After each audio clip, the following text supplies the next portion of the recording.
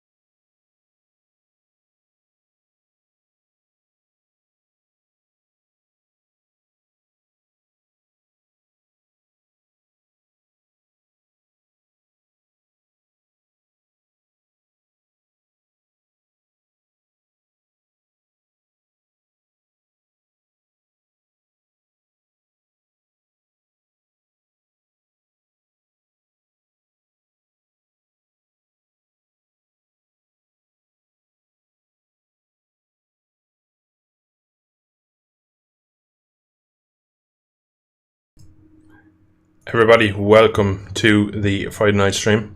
Later than usual, I know. I do apologise. Yeah, I'll explain in a minute why I'm late. Just gonna ping someone to see if he can come on, or if he wants to come on. Everybody, welcome to. Oh, there's my own voice coming back through that. That was loud. Whoopsie.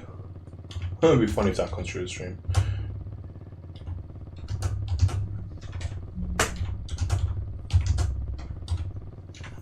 I'm so unorganised, lads, I'm not going to lie, but we're nearly there now, we're nearly there. I know you can't see anything yet, and I'm still doing things in the background. Right. Oh, that's all stretched. Why is that stretched? Why is MX Bikes always so, I'm trying to be PC here. Why is MX Bikes always... Beep! That looks right, doesn't it? No, it's too big. Huh. Alright, chat, I don't know why MX Bikes always has to be difficult.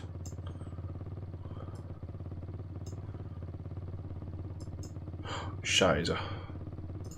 think I know how to fix it. If you give me that, bring it in. That's right, doesn't it? Alright, chat, welcome. Sorry, I'm so disorganized. I'm not ready for the stream at all. But I knew it was getting to the point where it was getting late, and I knew people probably would be like, he's not streaming. Tracy, welcome. How are we doing?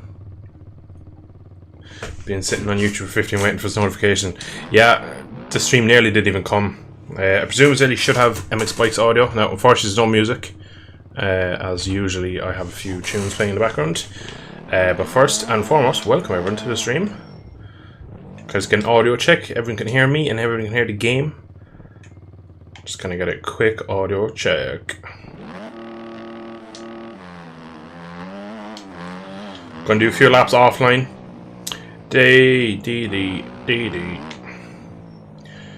Hello, hello, hello. Welcome, my friend. How are you doing?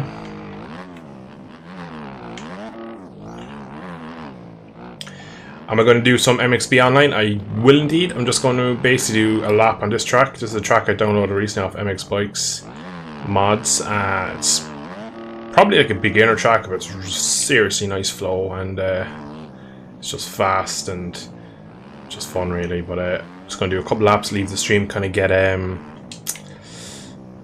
leave the stream, just get a few minutes up, and then we will probably jump on some online MXB.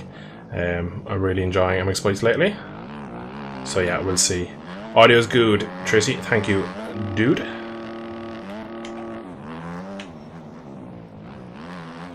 In terms of the audio, or the music even, the reason why I don't have music is for, obviously, streaming on Twitch, YouTube, or whatever the whatever platform you may stream on. Licensing music and stuff like that is very difficult not to get copyrighted. For a while I was using like NCS, so no copyright sounds. It's like the go-to back in like the Modern Warfare 3 days, like for people who are streaming and stuff like that. And the issue is, right, they have songs from years ago that come out in the playlist that are now on copyright, so the whole stream would go monetized wise would go, because you'd have one song from like 2009 that some guy made back then and like has left it 7 years and I was copyrighted it, and basically every stream that's ever played it, all the funding from there then goes to him or her, whatever it may be. But so basically I was getting some streams where I'd get away, some I get caught for, even though like I was playing the same ones, it would just be on random, and that would work fine. Then because it started to become more frequent, I basically did some digging and found this crew called Creator, what are they called? What is this? I'll have to check this now because my brain is going to leave me down. I'm so tired. Creator Mix, that's what they're called. And essentially, they're like these YouTube brothers that have basically set up this whole thing just for no copyrighted music, or for copyright-free music, should I say. And that was all fine. And played that for got a few streams of that, but they kept getting limited. And I was unsure whether it was me swearing and getting kind of demonetized that way, or they weren't getting demonetized, they were just being limited to the ads because of the content. And I sometimes was getting copyright claims from them, but no, a lot less than I was with the no copyright sound. So then I went and was like, John, I'll get a subscription for the ones you always see, like the Atlo or something they're called. I had a free trial with Pretzel Rocks, they're called, and last stream music was good. I got 18 copyright strikes against me.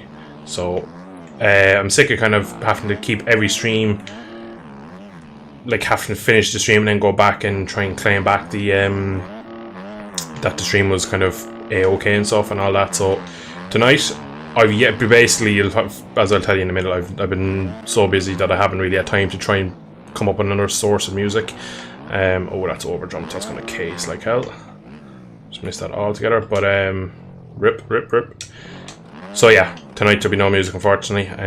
Now, obviously we've started a lot later than I usually do, so I'll probably stream to about 11. I'm working again tomorrow, but I'm not working till about 9:30, so finish 11, probably in bed for 11:30, get a good couple of hours sleep, and we should be golden. So that is pretty much why there's no music. Now, I do have Spotify on myself, but you can hear it, so currently I have Mac Miller on at the moment, so if you hear me like belting out a bit of George Michael midway through MX Bikes Race in a minute, there's your reason, because I don't know what is being played, to be honest, at the moment. I had music on the shower a minute ago, and I just continue to play that on Spotify on my PC, so it's it is what it is. Now, we're going to jump online, and I've seen there's about 1,001 messages in chat that I've not been answering, so audio's good. Lucas, welcome, my man. How are we doing? Hope all's doing, buddy.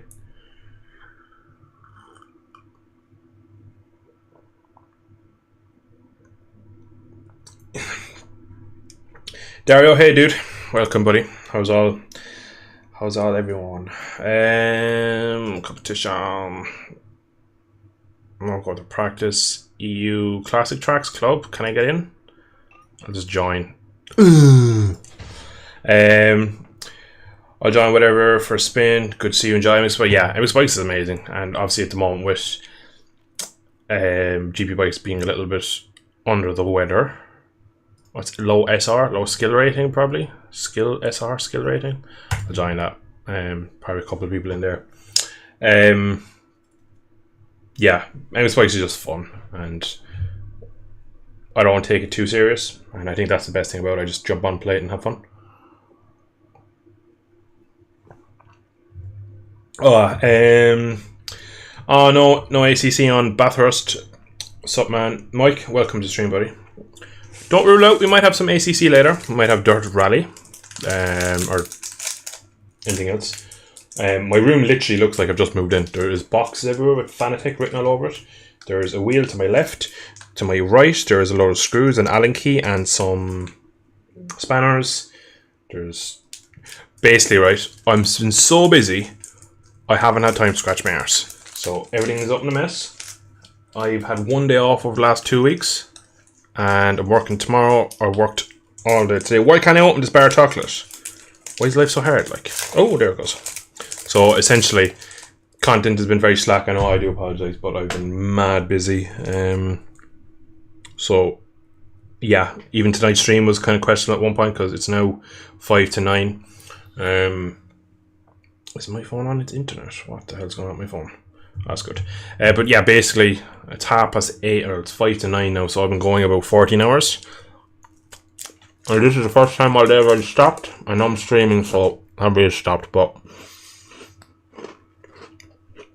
at one point I was thinking, will I just leave the streaming off and try and recover some sleep tonight and maybe get a video done? But I know that a lot of people enjoy these streams, and straight away there's a lot of people in the usual faces, so I'm quite glad I went ahead with it. Oh man, just started. Right, well, we'll watch these Muppets and we'll have chats. Come on, they'll use the opportunity to sing the whole stream. Don't think my voice good, to be honest. I probably will sing the whole stream, just not the way you mean it. Like currently I have, in the background, I have... So I'm so tired now that I can't think of this group's Outcast. Jazzy Beal, I believe, is the song.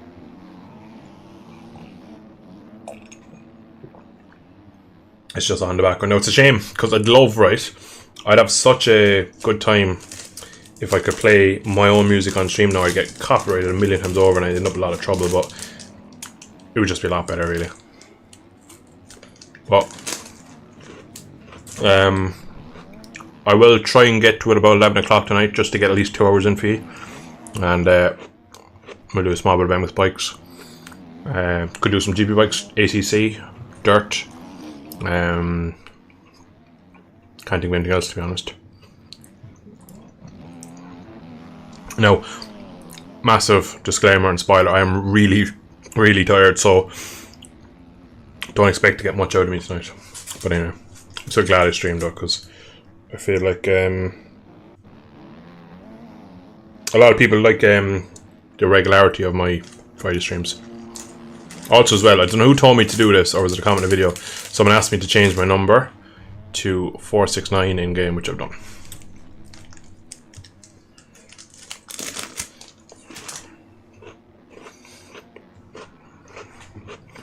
One time to my LA hoes.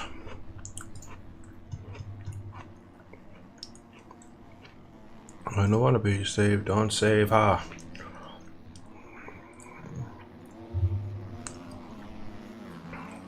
How's everyone's Friday been? Oh my god, now you spilled my tea.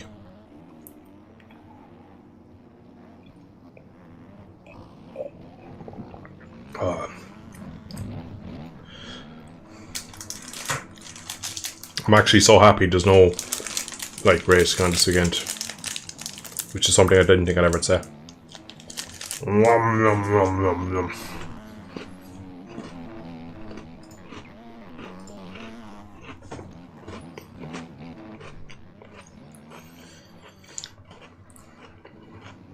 Alright, my chocolate's gone now. Good. So, the last couple of weeks, I've been back in college. I'll explain why my schedule's so jam-packed and when it'll end and when I'll be back to some normality. But I'm an apprentice, which means I have to go to school for my job. I'm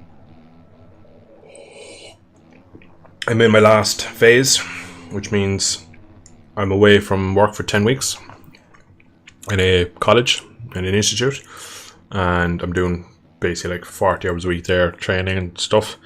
But that's grand. It's kind of, the hours aren't too dissimilar to my work, so it's not a massive change there. But the only thing is, now I work Friday nights in my job, so I get a half day from college on Fridays. So I finish, I do 9 to 1 in college, and then I do 1 to 4 in work, and then I do an hour or so in the gym at about 4:30 to about 5:30, and then I go home till about, usually it's gone 6. Then try and throw some food as fast as I can at my mouth, then shower and get on. You can see where sometimes I'd be like, yeah, sorry, I slept in, because sometimes I have food and I come up and I just sit down, just leave someone go to the bathroom while I'm waiting for them to get out of the bathroom to go shower, and they're like, just conked, and I'd be absolutely, been absolutely conked. So thankfully this time, right, I don't know why I say thankfully, because I didn't really say thankfully. Weather's been shocking here lately, so I needed to wash my car, and my bloody power washer broke, so I had to do a bit of diagnosing and fixing that. So I've figured out what's wrong with it, but that cost me a load of time tonight, and then by the time I tidied up and got showered, it was like late, so that's why the stream was delayed by so much, because in my head it was like before 6. When I go home, I actually go home earlier today, and I was thinking, Joe, what now, 25 minutes now, I'll have the power washer out, car snow foamed, spotless, back in, job done. Didn't go well. Got it out, got it all set up, sprayed everything down, and then the power washer acting up. So then I'd actually as well, I like took a lump out of my hand as well with the power washer, because it was basically building pressure, and I was trying to play with it. But anyway, my left hand's quite sore because I did it twice as well. Learn from your mistakes, kids. But yeah, that's why I'm so busy. I didn't even finish the story. I got sidetracked by me washing the car. So essentially, I'm now working Friday nights as well. That's why it's a pressure on me to get home to get streaming before 7:30. Usually is the before kind of like 8 o'clock. Usually is the cutoff before then. Like so. And then Saturdays I work, so I work a full day tomorrow. But then also tomorrow I'm doing work after work. So another full day's working tomorrow, so I'm working 7 hours in work, and then I have like a couple of hours work to go home as well to another car. So I'm mad busy, so I'll leave my sleeps. But yeah, Sunday will be like my only day off, so with there being no racing on, it'll actually be easier, because last week or 2 weeks ago, whenever the last time there was GP on, I spent my on World Superbikes. I can't again now. Last like, I don't know how many days, it just every day is just blurring into one. It's just been one long week and days and fortnight really. So whenever the last time Superbikes was on at Portimao, and we had GP on that weekend as well, and I just spent my whole Sunday watching races and catching up, and I spent my Saturday evening half asleep watching catching up on the races. I missed that day and stuff like that. So when there's no racing on, it's actually easier, because I get to do something with my Sunday instead of just being sat in front of the TV. I think I watched like 7 races last Sunday. I think BSB was on as well, wasn't it, actually? Yeah, so, or was that even last week? I don't know. Brain, help. It's been great. Got out of college and being training board on GP bikes and MX bikes. Unreal. That's good to hear, Lucas. What are you doing in college? F1 on a sale? I do not have F1 installed, so that'll be a no-go. Or yeah, because I don't want to download it midstream, because it'll probably lag. So I don't technically own it either. I only have it on the EA Pass. That's actually on this weekend, isn't it? F1 Lost Sale. Talking about games you've seen. Oh, here we go. My ZX10, I was going to call it. KX250. Dumbass. Talking about games, you've seen the game called V-Racer Hoverbike. Cool VR only bike game and on GPU. What about racing with the M2? She's quite different from the R6. Which M2 is that, Lucas? Because there's like 67 million. There's Boboso's one, which is terrible. There's 2020, which is Manu's. I don't like that. And then there's 2018, I believe, is Mystic Prunes, and that's not my favourite bike either, to be honest, so I don't really like any of them. About the mechanic stuff, it's really cool. That's treated as an apprenticeship. Here in Brazil, you either study it or work on it without any support, really. That's mad. Economics, ooh. Businessman in chat. Alright, let me get to track. What track are we at? What track is this? Oh, this is club, isn't it? Why does it look so dark? What the hell? Is this actually? Yeah, it is, look at it. Is this even called club? I think this is a club. Why are my textures loading in like so slowly? I swear this track has been updated and made it look darker. The texture looks different. Is my PC having a minor heart attack? Oh, I've gone over the bars. Oh, I was lucky there. Oh, it's a really small lobby now, so I might do one in this and then hop out just see can we get into a bigger, either Papiti or Too Fast or one of those ones.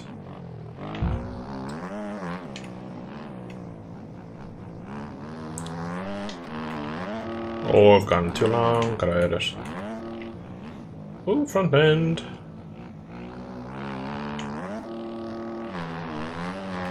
Why is all these textures popping in and out? I don't like this.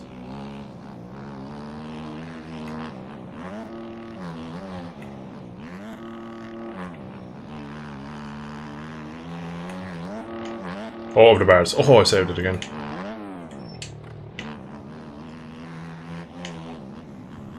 Oh.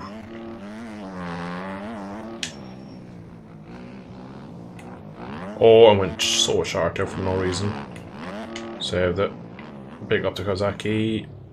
Ah, Kozaki, I just had a compliment and you did that to me.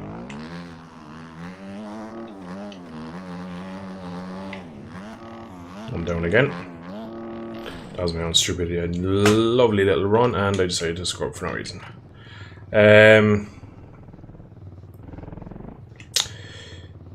Before that, I studied to do a mechanical engineering. The base. Let me just get off track here before I kill some kid. One second, right? Base game one. The M2 National was always what I felt was a good kind of little training bike, but it wasn't. Didn't have very realistic values. It was you could like completely kind of take the piss with it, which I suppose isn't a bad thing. But again, I have not tried many bikes on Beta 21 because I've just heard everything is wobbly and wobbly and wobbly and wobbly. Oh my god, where did that guy come from? Two-stroke. Oh Christ! Why have I lost game audio? I've lost all audio. What the hell is... It's back and I've lost game audio. There's a... Well, you're getting ducky for a second because this bloody game is stupid. Where's Ducky? Hello, Ducky! Alright, let me alt F4 this game. Essentially, chat, I have like a massive stutter and I lost audio, so... don't really know why, but no need to relaunch it. Just hope the OBS as well doesn't go weird about this because it happened as well last week with the audio. At least I can reach out. It's probably raining. Going gets dark like that. Oh, that is true. Actually, yeah, that actually is true.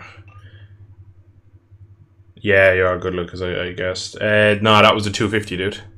Alright, we're back to have audio. Do we have audio on OBS? I usually have to go into a lobby now. I'll just go into single player just so I can see if the bike is idling.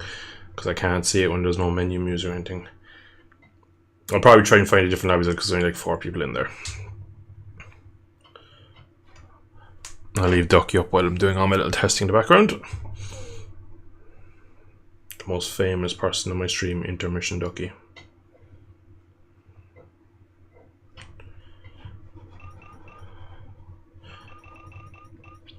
Chat, can you hear the audio? Can you hear me kind of clicking? Bing, bing, bing, bing, bing, bing, bing.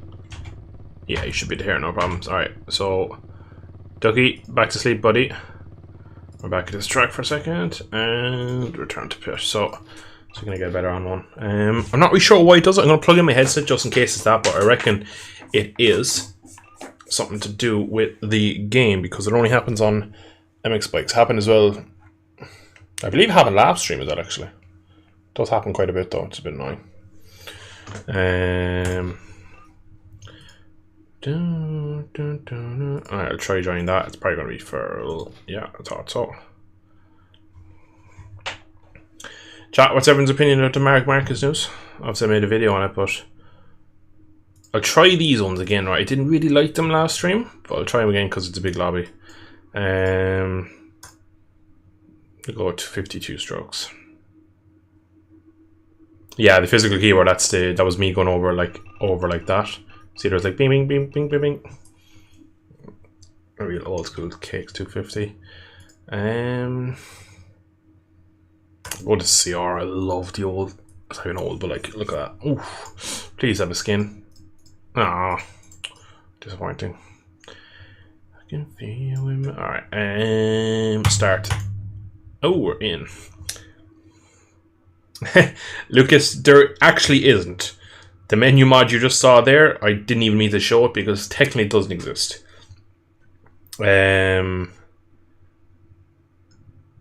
Basically, don't really know how much any of this is public. Reese Biker Gaming made it for a crowd on MX Bikes, but they've yet to do anything with it.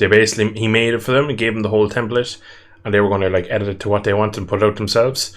But I think they just didn't ever do anything with it, and I was the one that tested it from because he doesn't have MX Bikes, so he downloaded the demo just so he can get at the kind of files of the game and stuff, but it doesn't exist anywhere other than on my PC and Reese's and them guys. If the team can manage the brothers well, you could have some serious competition. Yeah, Alex Marquez has been pretty strong this year. Definitely been his best year in GP class. Obviously he had that like 3 months, I suppose, when he was in the factory team where he had a couple of solid rides. Oh, we just got into an end of PT1, so it's not bad at all. And yeah, him going to Ducati immediately felt good on it, and yeah, I think Marquez is already the firm driver for next year. Now, obviously, we have someone like Pecco who knows the bike inside out. Jorge Martin this year is clearly getting himself in a groove with it, but it will be an interesting one to see. I'm looking forward to it. This is the EU Papiti E10, whatever they're called, the factory bikes, these things. The E10, what do they call it? Just can't remember the name already. Basically, if anyone wants to join, it's the EU Papiti servers. This is something we need on GP bikes, it's just no players for it, really.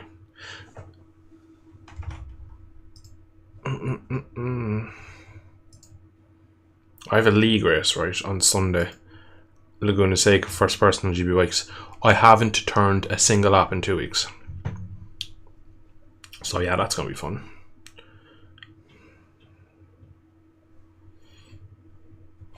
Marquez is a special talent, like he's going to do bits in that. I was listening to another podcast and they're like, what is he going to do now at like Texas? Is he going to win by like 30 seconds or like a Sachsenring or like an Aragon, because that should be back next year. Shame there's no skin for this bike. Let me see their skins for the RM. Oh, I like it. Shame I couldn't stick a big number 4 on the front to it.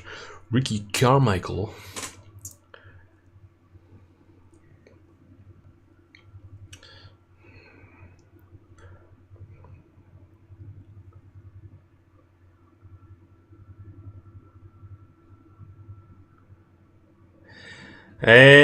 Mike, I don't know, will they in this era, to be honest. Like today, it came out that Honda approached Gigi Dall'Igna to see would he jump ship. You can only imagine what they offered him. Oh, this Washington. Oh no, it's Club again. I believe, is it? Yeah, it is.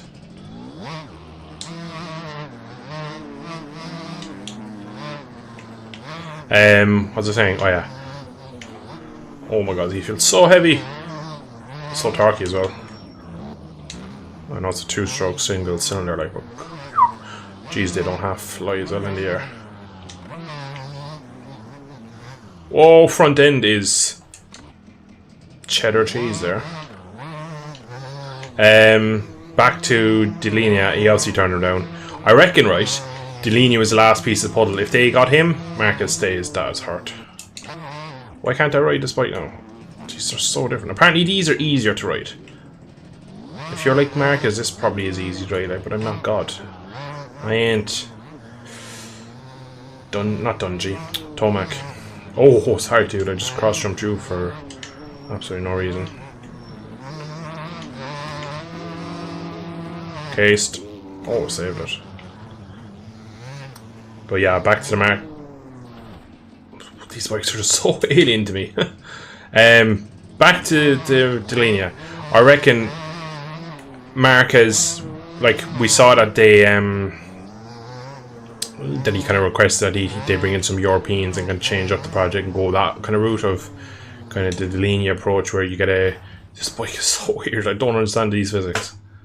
I was able to ride around perfectly on that KX a minute ago. Now I'm on a 2-stroke on this mod. I just feel so different, but we'll get there. So yeah, if they got Dall'Igna, Marquez probably would have stayed because he probably would have believed in the project, but in the current state of affairs, how much these bounce? And I just got murdered. That was my own fault. I drifted.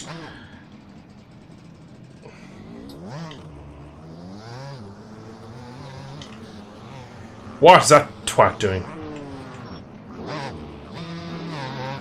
Alright, I can't reach out at the moment because I need to learn how to ride these bikes. What is this power?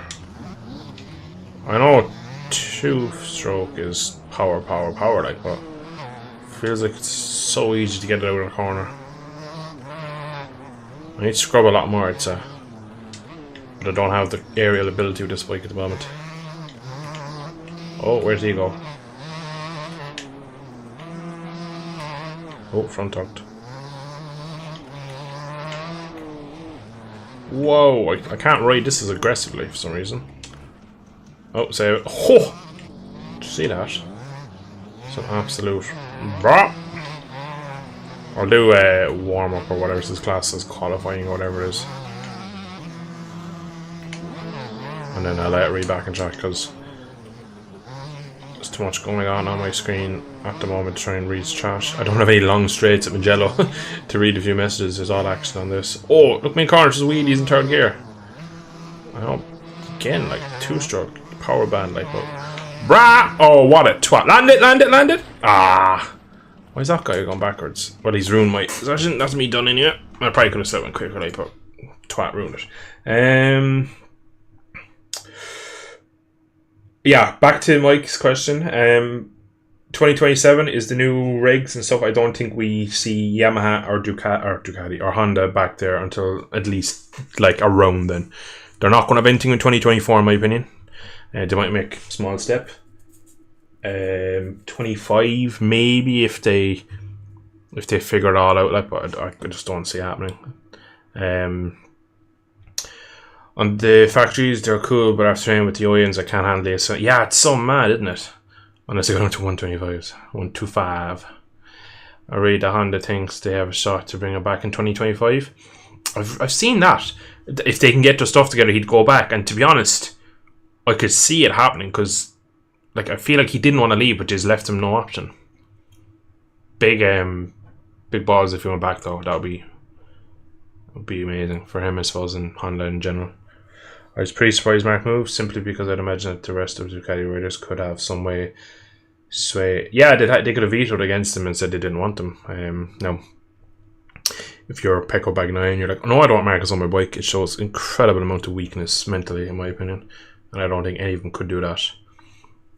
But he's on a Euro bike, and he's definitely in a championship winning team. Like, so I know he'll do special things, but will he be able to do it in a 42 race season? I think there's 21 runs next year, 2 races per event. That's a lot of racing. They're easy on Delaney, but to accelerate way more. Yeah, it's massive. It's literally like an on and off switch.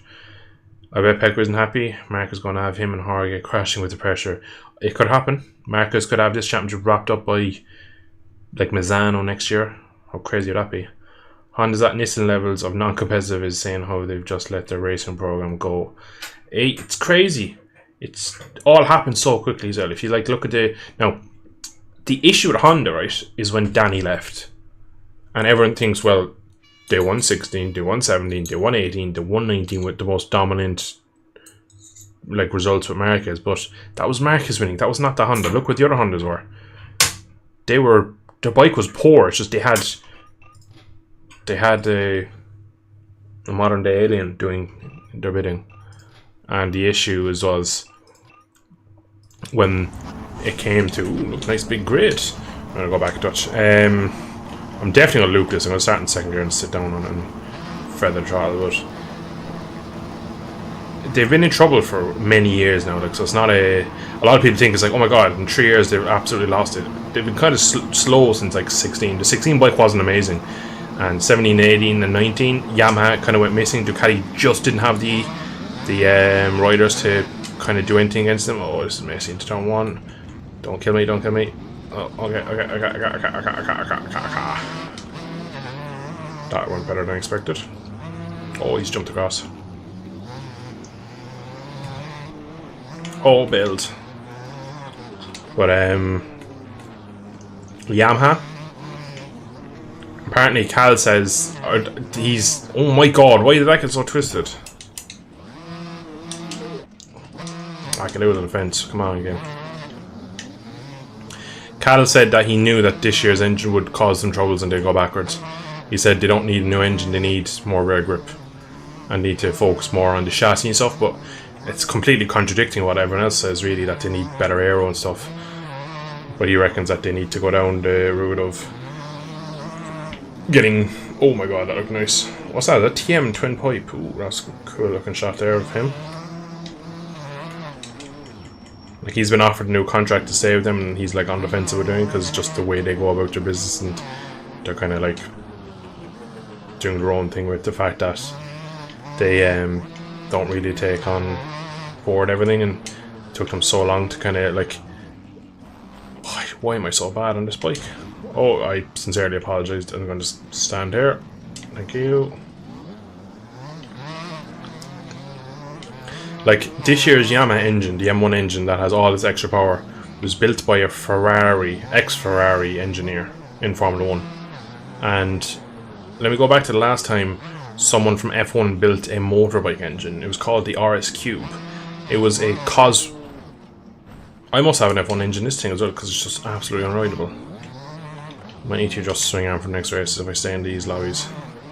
But the RS Cube was like Cosworth developed for Aprilia, and it was way ahead of its time in terms of tech, but it was everything you don't want in a bike. It was, the power was at all the wrong RPM, and it was just a misery for anyone who rode it. One of the loudest GP bikes ever. Now it's kind of like a cult favourite just because of the F1 involvement and how kind of batshit crazy it was, really, but it just didn't really work and got really hard, and it was deafening the riders, and it was just all out raw power, but it was just all the wrong timing and all kind of the issues of, like, if you take what an F1 engine needs, it's kind of nearly the opposite of what a bike needs, really. It's a completely different scenario. You can't really...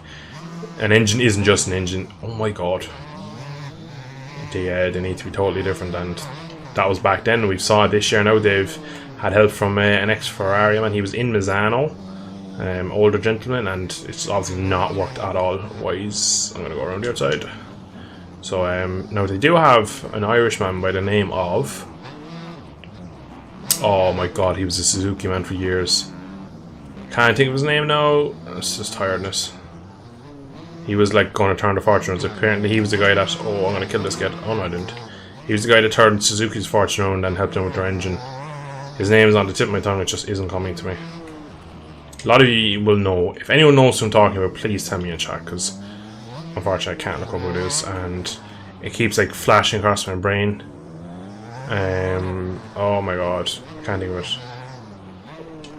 But yeah, so to cover basically the Honda question, they're a long way off.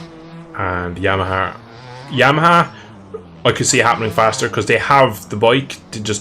Their engine is terrible and they've no rare grip. Saying that though, Jesus, like Honda have had podiums this year and they've led a lot more sessions than Yamaha, and there's only 2 Yams, there's 4 Hondas. I think maybe Yamaha's in a worse position than Honda. It's just their bike is slightly better at covering up the cracks because it's probably easier to ride. It's just like easy to ride but slow.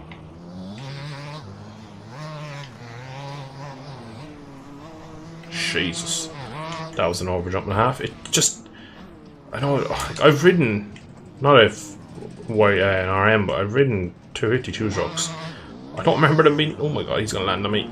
Oh, nice. They are not as powerful, and it's just a rear grip really, and just how like it absolutely pivots off itself.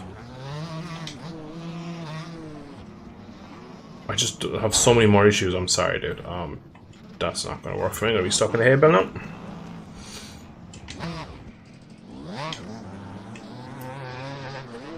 Tom O'Neill, Tom Kane, Kane. Oh my god, that's the Suzuki. Something Kane. Tom O'Kane? Is it Tom O'Kane? Is that who I'm on about?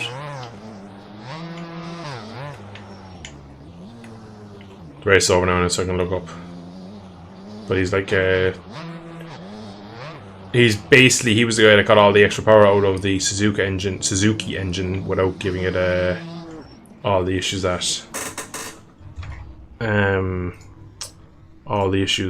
Yamaha have had now. On Google Tom O'Kane and see what comes up. Nothing.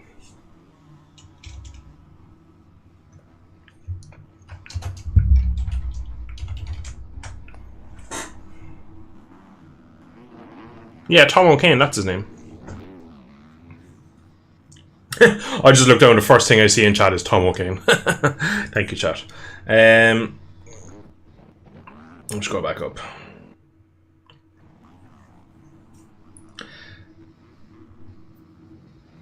Try to go easy on the gas, yeah, it's quite hard on the muscle memory. I'll try a 4-stroke this time because mans can't be bothered with that. That looks so good. We'll go YZF. I think the YZF in this pack as well looks pretty sweet. I got the FMF pipe, got the KYB front forks. Can't read the engine cover, it's Scott. The ID chain. Oh, beautiful. I mean, Mark's older than most of them, and Ducati don't need him to win the title, so why upset their riders? To answer that right, I'm going to tell you that he was offered to Pramac, and he said no to Pramac because they wanted him on a factory bike for 2 years. So, my opinion is, and this is a lot of people's opinions, but this is what I believe is going to happen, is that he sees KTM coming. He came up with KTM like through the Red Bull rookies and stuff like that. So KT, like the whole reason KTM are in GP now is because KTM brought Marc Marquez through all the junior categories and brought him all the way to MotoGP, and they didn't have a bike to put him on. And he went to Honda, and now Honda won 6 titles with him, where that should have been KTM. So they came in. Obviously not directly after they came in. If he came in 13, they came in 17, I'm going to say. So 4 years after he was in the class, but... Oh, this is a terrible track. But that's the whole point. So if they had another generational talent, Pedro Acosta, they'd have somewhere to put him. And he's been announced today. He's going to Gas at the expense of Polo Espargaro. So, rip Polo Espargaro, but... it was probably for the best. It would be harsh if they got rid of Augusto again because very good Motor2 World Champion. Been very impressive this year. And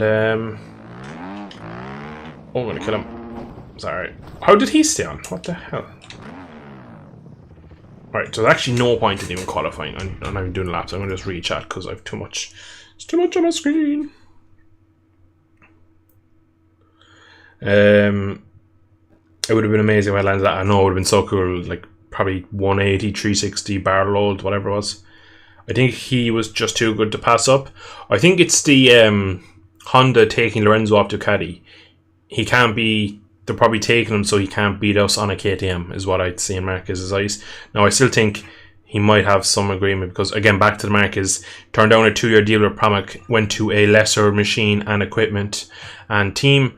So the fact he'd have a 1-year deal and then basically he's in the... Because if he signs a 2-year deal with Pramac, he's out of sync again with all the contracts. So in Miller's contracts up and stuff and all that. So, no, it isn't confirmed. Just this is all speculative. But this is what the my money would be going on. That he's basically going to try and do next year. Like put it this way, right? Qatar is round 1 again next year. If he rocks up in a Ducati that goes well at Qatar and wins the first race, every team on the grid will be in his motorhome come round 2 asking for him to sign, and they'll be putting as much money in front of it. And everyone then will be, yeah, he is the guy again. He is prime Marquez once again, and everyone else will be shivering in the boots. From what it seems, it's like Leclerc's relationship with Ferrari, meaning that I really think he could have do way better on other teams, but the moment Ferrari gets better, he'll come back. Yeah, I understand that. No, I think Leclerc will suffer out. I think Leclerc could go on to be a very, very good driver, but never win anything and stay with Ferrari for his career. I don't see him like jumping ship to Mercedes. I don't think Red Bull would ever take him. McLaren probably don't need him. They have so it's yeah. He's their guy after all. Yeah. Thing is, Honda are really cutthroat. Like Valentino's their guy, and they forced him out of the company. No, not forced him out, but he felt like he had nowhere to go but leave and start fresh. The Chuck's so broken right now. If you're bad for the guy, you know there's some Stockholm syndrome with Ferrari. Ferrari just keep making the same mistakes over and over again. It's ridiculous, man. Hope they ever go big again this weekend, but they're going to get blown away by Red Bulls at a high downforce track like Losail.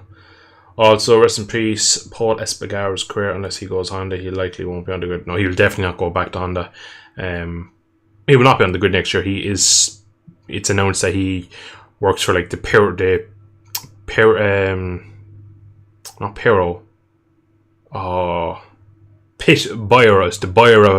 Academy or something like that. Basically, it's the head KTM guy. He's like working for him now. He's going to have test rides next year. He's going to be their test rider with the look to come back in 25. I don't see him coming back, to be honest. I think his days are done, to be honest, which is a shame because he could have done a lot better this year, but obviously it's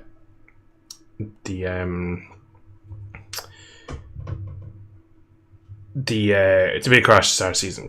Ended it really from he lost so much time. Factories are more focused on being fun than anything else, from what I've been able to gather. Yeah, it looks like that too. It's funny that the OEMs try to stick to real stuff, and I feel them it's so much easier to write. They feel it's a lot more. They just feel so much more. It makes more sense. Sassy, this lobby is the EU PT factory bikes. Again, if you rewind a small bit of the stream, you should see it go back maybe 15 minutes or so. You'll see me joining. But yeah, EU PT factory bikes. No, there'll be a lot longer name than that, but that's just it. That'll narrow it down. Yeah, Leclerc. See, I want Leclerc. I think I saw Eddie Jordan. He has a podcast with Coulthard, and there's a lot of shorts that come out of it. And I saw one that he was like, there's not a human on earth doesn't want to see Ferrari back at the front. And it's true, like everyone wants to see Ferrari. We're doing well. I'd love to see, like the start of last year when Ferrari and Leclerc were almost a match for Max and his Red Bull. So good to see. But then Barcelona happened, engine pop, and then he started crashing and it got hard. So it's a shame because they haven't really come back since. I really, really, really rate Leclerc. I feel he has a bit of the DeMarcus in him at the moment where he's going over the limit just because the equipment isn't there. And also we know Formula 1 is like 80% equipment, 20% pilot. Too fair, too harsh? I'm not too sure. It's hard to kind of gauge it. I mean, like, you don't see someone winning a Haas. Like, you put you put Lewis, Leclerc, Verstappen in a Haas, or a Williams, or a Alpine. They ain't winning you know what. So, oh, on the outside, I don't like this good slap. Hello! Let me know, Sassy, if you get in, dude. Because usually I'm not looking at in-game chat too much.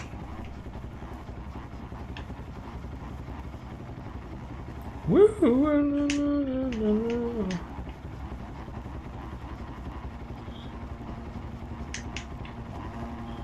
Oh, bikes, revs are up.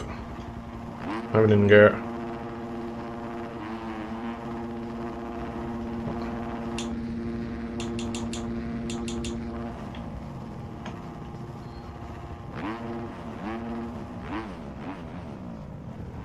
I'm just slightly bit over. 15-second board is up. I love how people get jump starts in this game. Nothing more exciting than an MX start.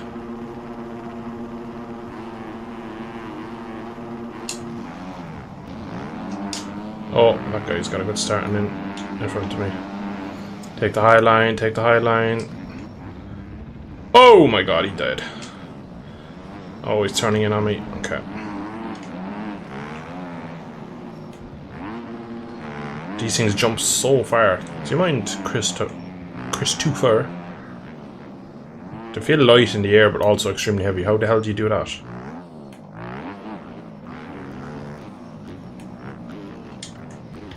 Oh, Christ above. Oh, I never adjusted the swing arm. Chat, remind me before the next race to adjust my swing arm. Oh, I locked the hair up. I was drifting that one in. Oh, I tried to like jump over him and I just wheelied past him. You can really see on these bikes I just don't have the confidence to kind of ride them like they need to. I'd say this is going to be an easy jump. Yeah, look how easy we clear that, like. I'm going to roll these because this is just into like a sand pit and it's just absolute misery. Even in there I feel like I have so much grip. I had to send it. The guy in front of me was giving it everything, giving it socks, and then I did that. Lol, I'm blacklisted. What? How the hell can you get blacklisted on the PPT server? What does blacklisted mean again? Oh my god. Why is there no engine brake? Land it! No. How the hell did you get land? That's actually quite funny. Well, how did that guy get through there?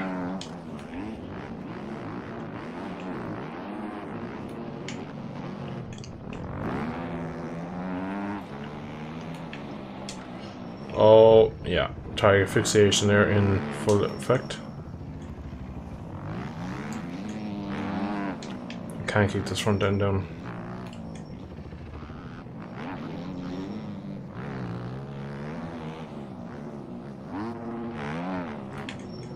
As soon as it grips, it just lifts the front. It's crazy. And then, of course, I got short on that one. Front end is down. Yeah, I felt that one. Couldn't say it.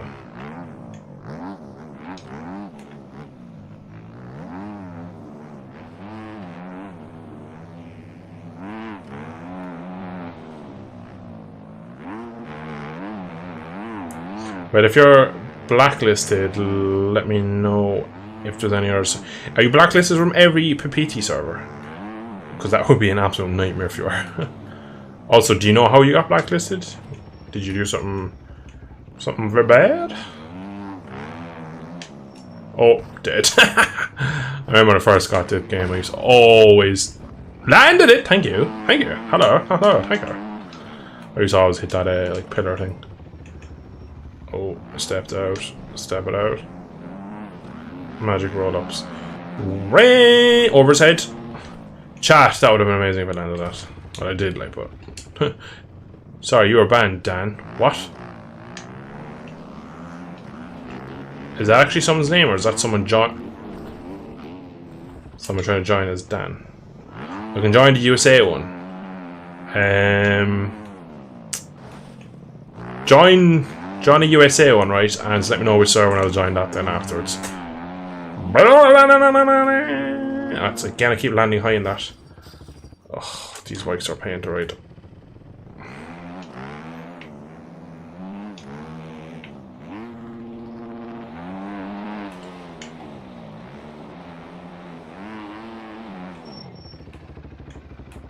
I suppose if you're actually good at this game, when you're or too fast to lobby, too fast to racing, join one of those ones are good actually as well. I think last stream is what we spent most of our night on. Chat, it's probably 9:30. Hey Google, what time is it? It's 9:37. 9:37. 10 o'clock. I'm up for changing the game up, maybe going to 4 wheels. Or maybe trying GP bikes. Any feedback, any thoughts, any... Oh, clearly this time.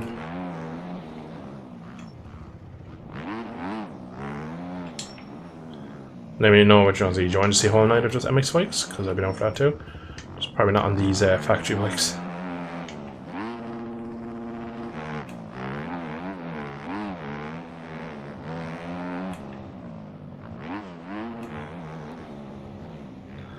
I half pushed the front as well. I just feel like I have zero confidence in the front as well. Oh! That was an unexpected crash. That was caused completely by rear brake, but...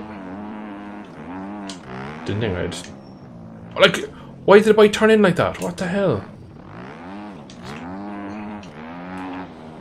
That was so weird. Yeah, I just don't get on with these bikes at all.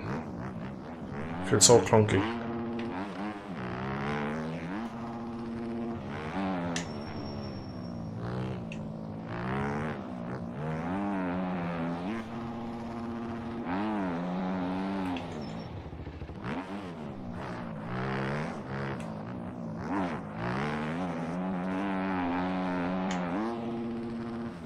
Will I ever land this jump? No, because I keep jumping over there. Almost stayed on. I keep blaming the bike. It's a lot to do with me too. My extreme tiredness doesn't help when I keep doing the same mistake every lap.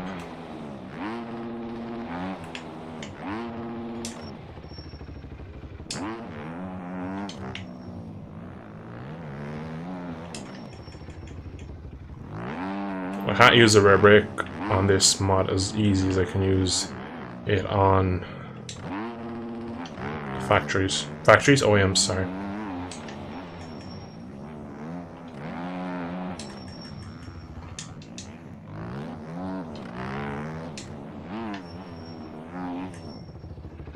Again, like as soon as I touched the rear brake. Oh my god, the front just died, I was going straight. I don't think I've done a lap in this race, so we're crashing. Alright. So can we just stay top 10? He's taking my top 10. Big sand.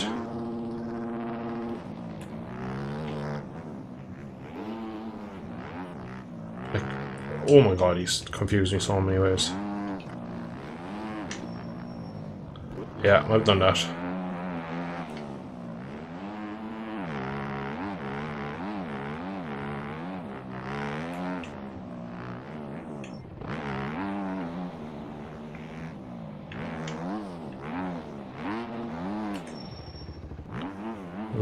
Ready for action.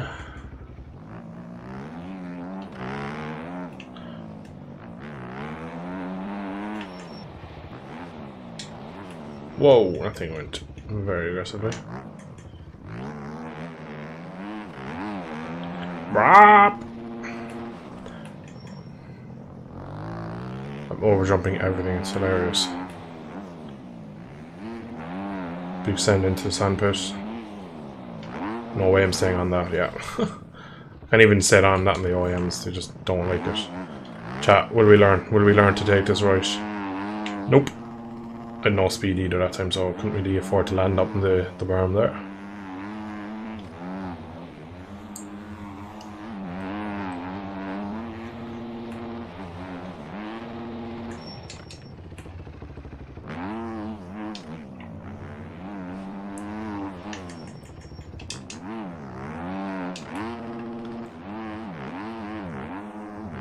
White flag. Oh fuck, gear, that was not the gear I chose. Getting a lot of actually FPS issues and kind of hitching in this. How did I end up going from 4th to 1st in like a matter of seconds? She's a working girl. Stay with that little berm there because that just wants to eat your front tire. Oh, I might P10 again. I haven't been overtaken. Oh, he's gonna land on me. I saw that happen in real life once actually when I was a child. Very scary.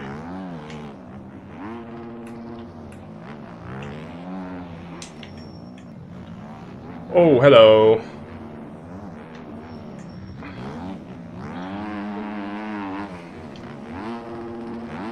Ah, stop.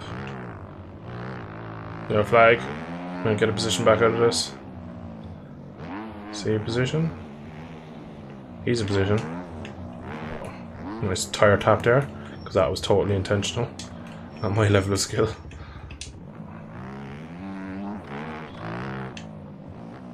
You got me saying, "Ayo."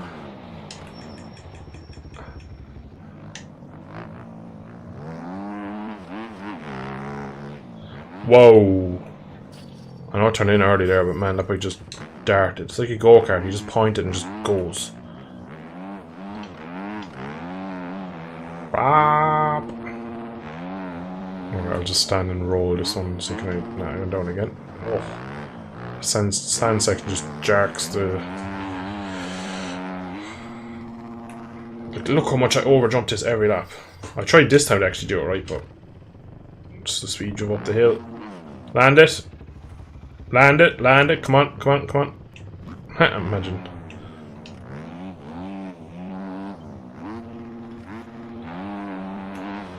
Oh my god! What is with this game? These bikes are so sensitive. Alright, whatever server joining next anyway, has to be something other than these factory bikes.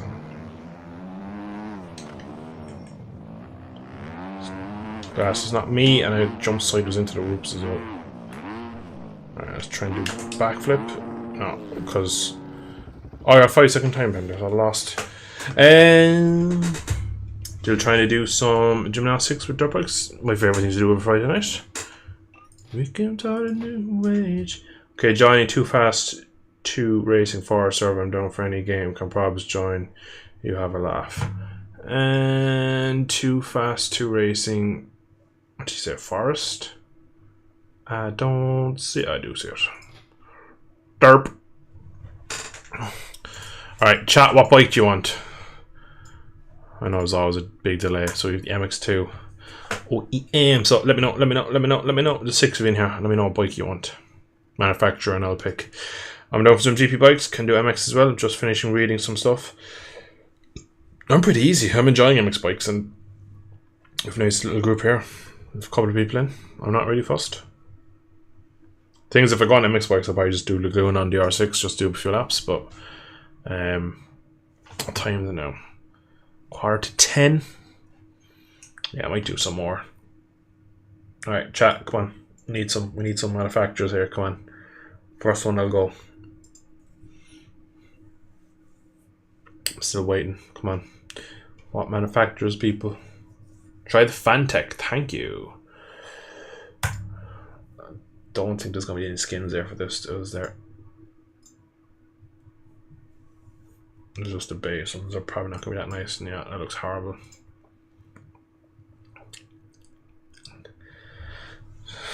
That looks equally as bad. Can you imagine a jacuzzi? It's stock then, that just changes the wheels, I believe. Yeah. Alright, let's go. I'm on the 250 bubbling XX250, yeah. To be honest, right, I'm not going to lie. I don't think I've ever even ridden a Fantic in this game. Can't say I have. I've ridden KTM, Suzuki, Yam, Honda. I'm very much when it comes to motocross, would be like the founding fathers, the Honda, the Kawasaki, the Yamahas, the Suzukis. Even KTM, Husqvarna, Gas to me are like the new boys still. So I'm very much like Honda, man. I'm currently actually, oh, that's so funny. I just looked down and just realised what t-shirt I have it on. I have a Honda Fox t-shirt. HRC Fox Motocross t-shirt on. It's almost like a new one soon. That confirms that next race we're going Honda.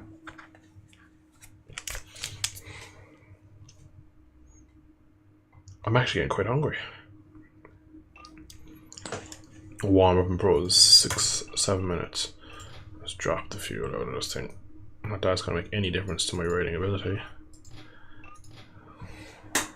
5. Many ride the Hondas because my relatives all ride them. I do not like this cockpit at all. I don't like the front mudguard. The front fender, as the old Americans call it. Oh!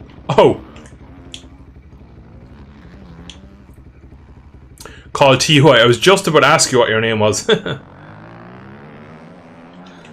I've owned an RMZ 450 before, so that's Suzuki. I nearly lost my head there to that guy. So I've owned a few and I've ridden. I think I've probably ridden everything bar KTM family. Obviously Fantic and oh jeez. Fantic, basically I've ridden Yamaha's, Hondas, Kawasaki, Suzuki's. So I've ridden most of them. Motocross is great fun. Oh my god, these feel so much better. There's a forest while I go to the track. So you can trust the front end with this thing, and I can scrub like that, and I don't have to worry about the landing because I was going to crash anyway.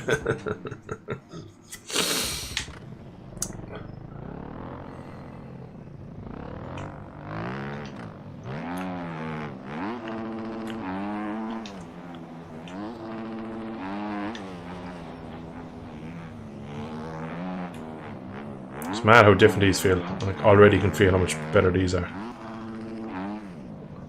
Not that my riding's improved at all.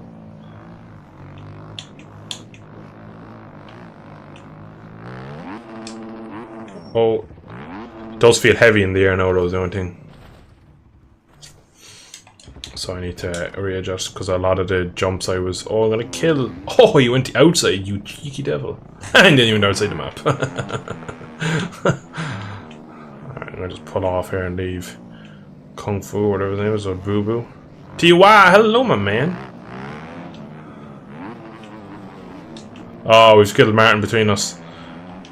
Just leave the scene, leave the scene. Oh, we both kind of got that landing a bit weird.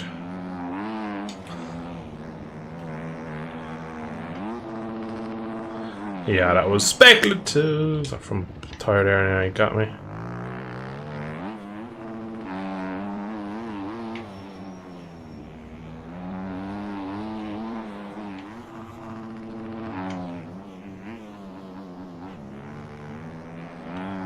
Can I get into the groove before him? Yes, I can. Oh my god, I keep scrubbing that when I have no need to.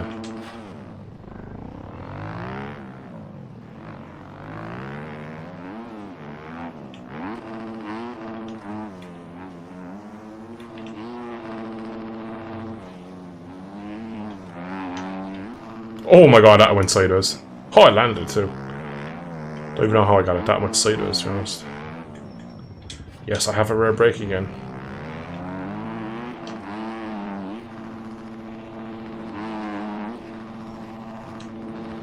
For the boys. Oh, that turned so tight. Alright. Alright, P10, let's go. Oh, dude! Dude! Dude. Ruined that lap. That was a good start as well. Oh, slow speed physics. Get me again. Oh, I'm gonna stay central to this Lithuania's 2-stroke. Only one, two. No, you only have 2-stroke 250s. I think this lobby, I think it's limited. The way he was screaming its head off and he was going nowhere, it looked like. Oh, I'm gonna just squeeze through the gap there.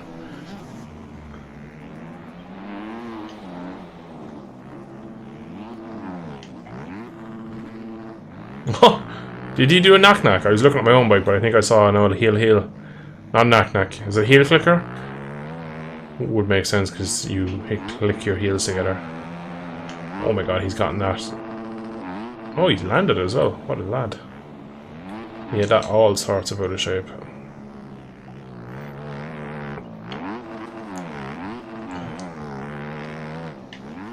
Oh, that's cased.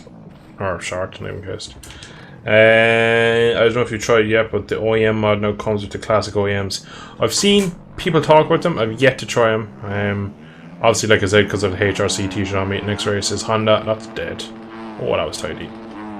So maybe afterwards, remind me to go on a classic, like maybe classic. Oh Jesus, my attention span tonight is not what it should be. Remind me after the Honda. I'll just leave this KX go through. After the Honda race to go something classic.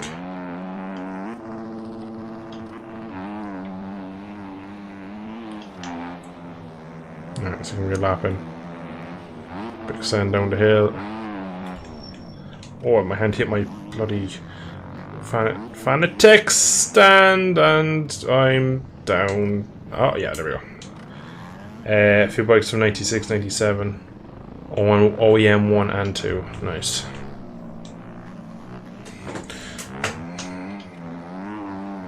That was Fanatec, not Fantech, Fanatec. The wheel manufacturer's fault. I hit my hand off their stand in front of me. Lost control of the motorbike. Whoa, tea party here, is there? Oh, tea sounds amazing. I just scrubbed it again for no reason. Big sand. Land it. Nah. Out of the track? Right, I need to actually do some normal riding. Alright, it's 57 seconds. I surely can make it back to the start line by then. I actually want to get a lap in because 9 seconds is not where I'm off. No, don't start race. I have 47 seconds. I'll make that around shortly if I stop missing. Oh, but we jumped that a bit. Not as much as I thought. 5, yes, no, 14. Good. 30 seconds, yeah, I made it back to the lane with a lot of time.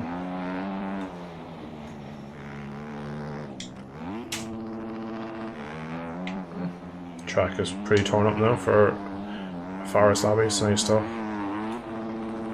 Yeet!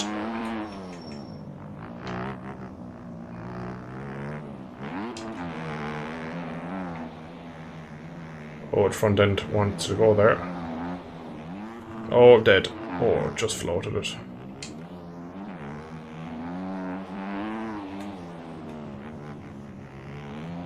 Alright, don't scrub this. Just a small one. Small whip even. Oh my god, that lift! It was mad. Alright, we're gonna go tight here. Down second gear. Oh, you know that front end didn't want to go tight.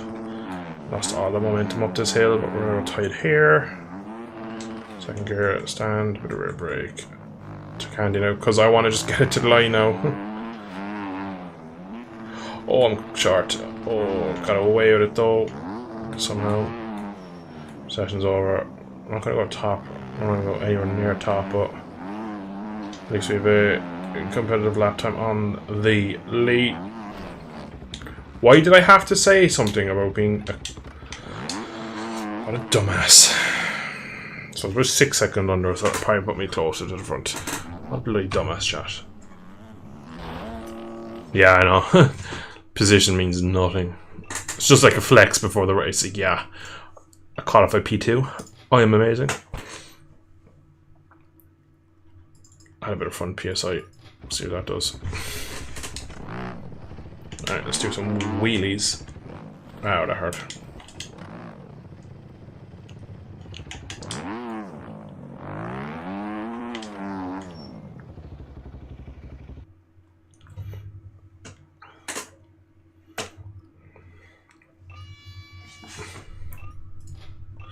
Clean the bike 1,000 times, it's the only thing that matters.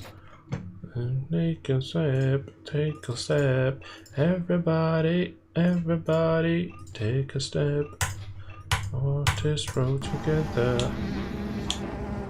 Hasbullah. I like it. It was directly to my right.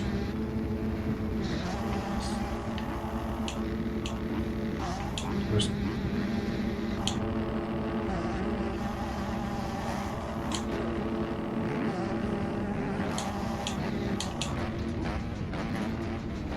Alright. Let's go. Look! GP bikes, we're being advertised. Kai disqualified jumpstart. I'd imagine when you're in first gear roaming against the gate, if it lags at all, you'll be disqualified. Alright, we've had the board, second gear, new forward. Brah! Yeah, let's just take it nice and handy. Oh, someone didn't go. That's why we take a handy, kids. And then you fly through in P4. Oh, they didn't reset. Oh, they did? Did they reset track? Yeah, they did. Just the corner there before didn't look like it reset. It's probably with all the bikes going through again, though. Probably just got torn up. Hey, man's out of the track. I just laughed. That's hilarious, though. I don't think he even got back in. Oh! I went out of the berm there. That's annoying. Oh man, how did you... I know I was turning around like, but you could have seen that I was in the middle of the track. Oh, he's gonna land on me now as well. Watch, watch, watch, watch. I'm gonna ride the inside line here. And then... yeah, that was messy.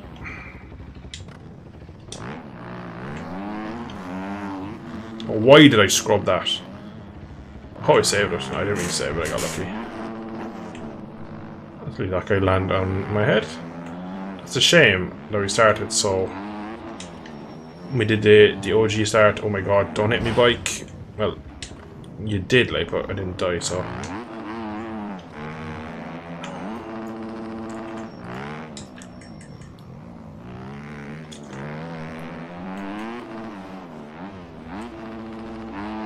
Alright, long race, we can get back into it.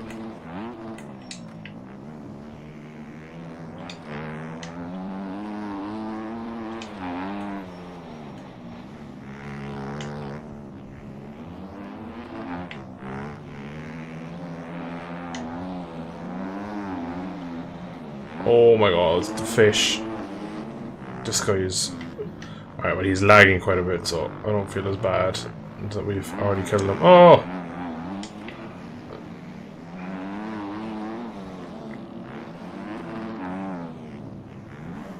Oh, you name it, don't track again. Oh my god, dude, corner speed, please. Why do I keep scrubbing at? Like, it's literally a muscle memory. Literally idiotic, and then slow speed physics. Oh, hello. Again. Oh, that was cool. I like that little wave and the heel clicker as he disappears into the horizon. Yeah, that was fucking smart of me, wasn't it?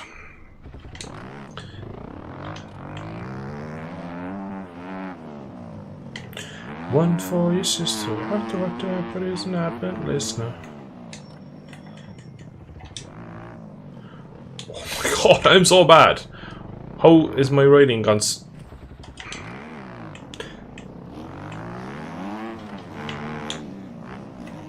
How's my riding gone this bad over the last like half an hour? I'm gonna blame the bike again. I'm clicking on the Honda, kicking ass. Don't think I've even done a clean lap yet, would you believe? I think it's because I keep scrubbing that tabletop kind of thing for no reason. Jesus, how did I stay on there? Jesus, take the wheel.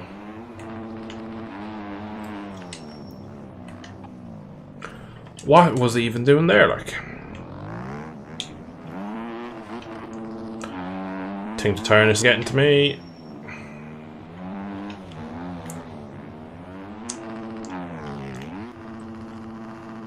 Please don't be fish. It's not. Jesus, what line is that, man? GG. GG.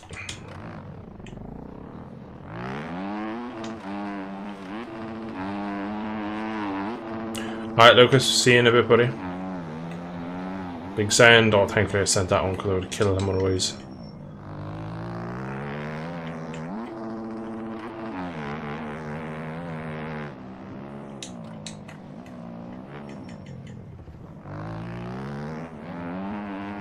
Oh, I rolled the middle of the track. That's a crash. Oh, I nearly landed again.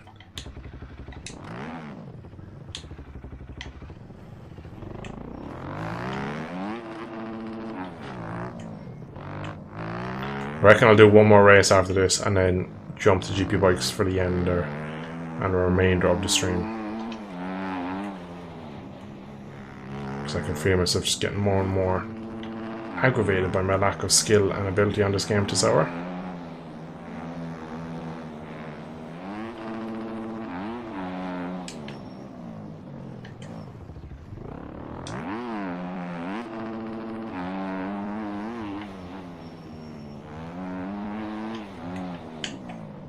Oh, she really squared up off that.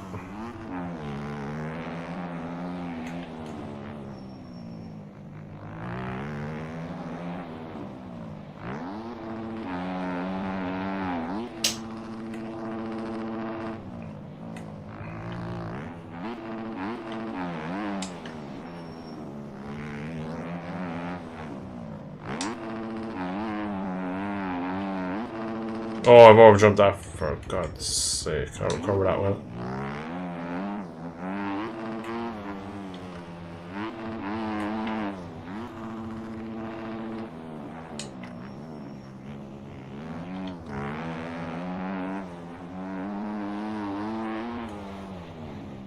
Oh, Hezbollah. Oh, I survived somehow.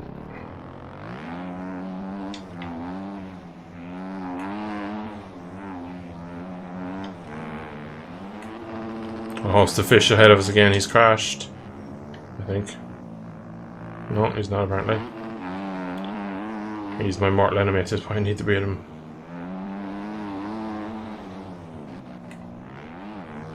Oh, I'm short there by a massive margin.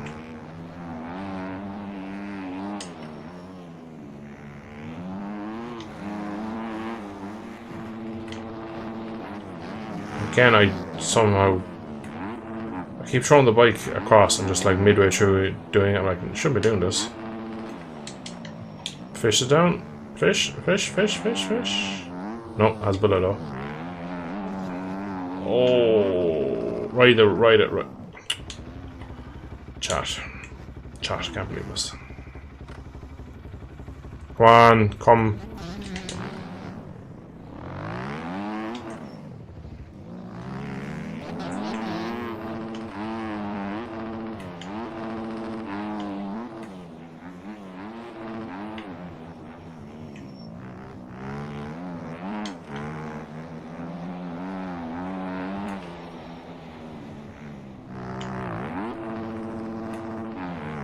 I think that's Maximus and Fish.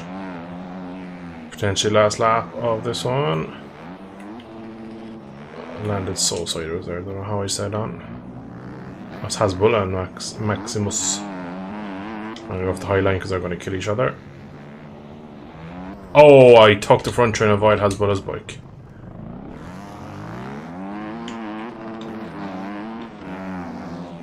Oh, I'm gonna get killed by him again. He yeeted me there. Oh, and gonna have to send this one.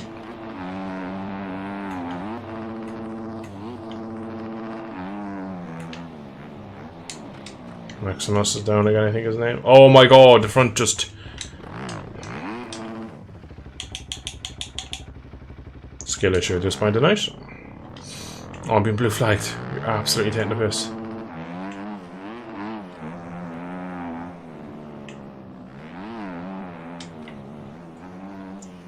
think after this race we're going to check if there's any GB Bikes lobbies up, to be honest, because I am having a hard time here, to be honest. Can I just get to the line without being lapped? Being a very bad lapper and not getting off the line.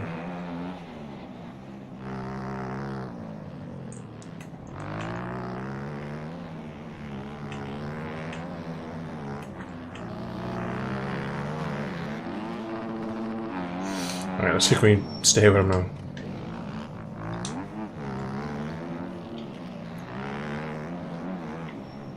It's unlikely. He's pulling on me in most areas. Like, doesn't help because it looks like he's about to have a massive accident at any moment.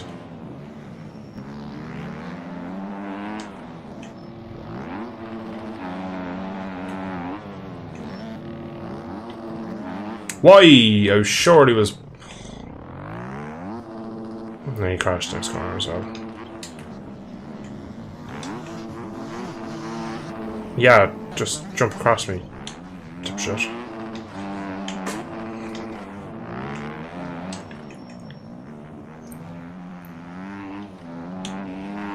Yeet. Oh, cased. No. No, dead. Dead.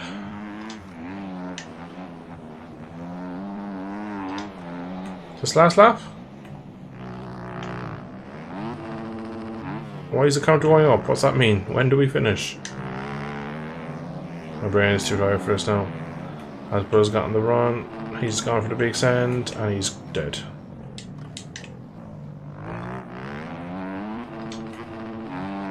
Comeback is on here. Comeback is on. Oh, that barn is getting very grippy. Nice bit of profiling going on there. I like that. I like that. Okay, yeah, grab the hand for a clutch, not save me.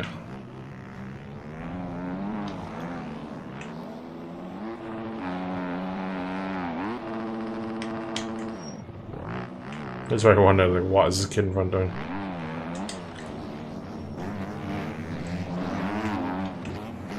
Oh, I'm gonna land on him. Oh, wow. Big sand up the inside. No. Oh! That lag was so funny. I don't know where he's gone though. Oh, this sounded last lap. Why? Like, come on. I might have been so standing. Oh, front end. Whee. Oh, front end tuck again. Saves it on the elbow. He's nowhere near. Where is he? This is last lap now, so I just need to stay ahead of him. If I just drop back and let him unlap me, and I wouldn't have to do another lap.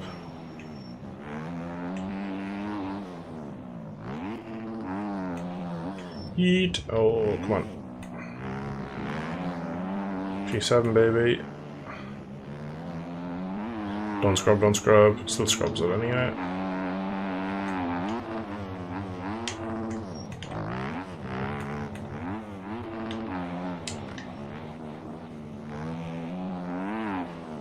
Oh, best lap of the race so far, and I did that then. That screwed my run. Thankfully, Kawasaki bike isn't close.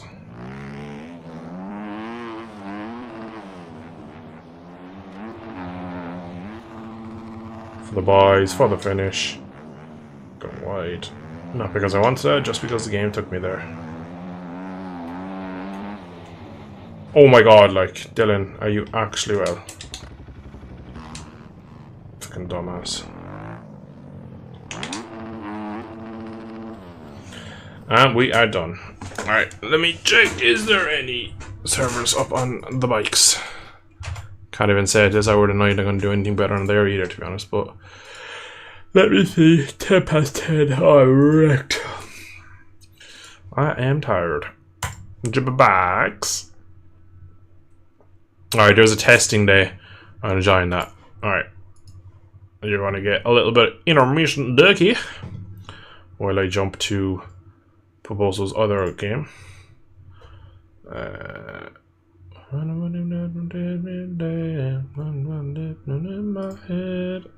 Kind of actually left this game first instead of trying to just start both them up at the same time because I won't run right.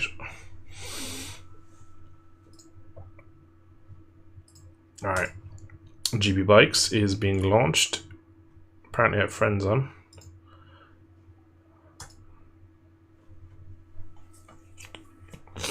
Which one are you joining, Sassy? The GP Bikes? Because that's the Laguna Seca cash racing track day, British Supersport.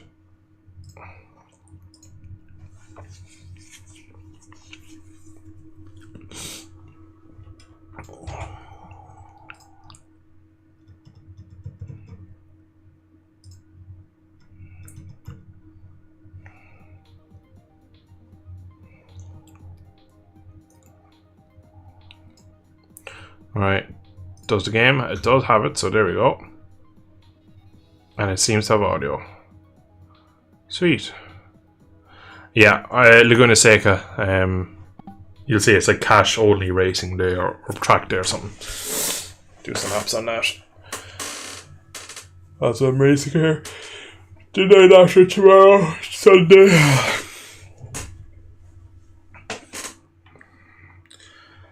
And I'm a ninja under two.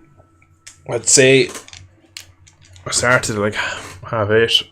How long are we streaming actually first before I say what time I'm finishing? Because I'm out for the count so far. I'm absolutely tapping out. Can't wait to go to sleep. We've been live an hour. We're only just 90 minutes live. Christ, I didn't think I was this tired. Alright, we are in cash 2E. Is it 2E? I don't know how you say his name. 2E. T-U-I-E. Don't get good, so. Is it a. It's only this lobby. Or this. Sorry, it's grand. There he is, the man himself. Alright. Why is there no track around? It's so fun. Everything else seems okay. That's gonna ride from stock, to be honest. 128.3. I have no idea what lap times in the league are doing, but I'm just gonna do a few laps just for practice.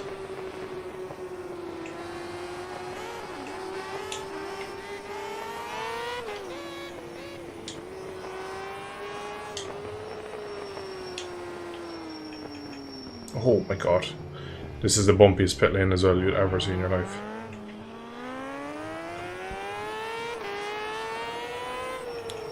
Oh my god.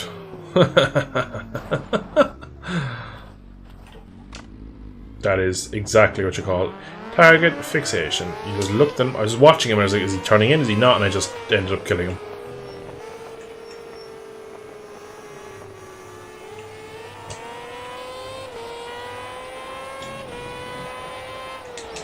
Oh, this bike feels so soft again. I need to bring across my setup from Barber.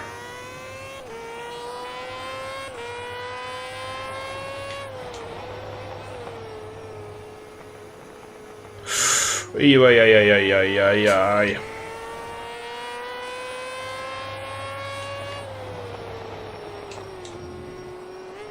It's gonna be a crazy race come Sunday.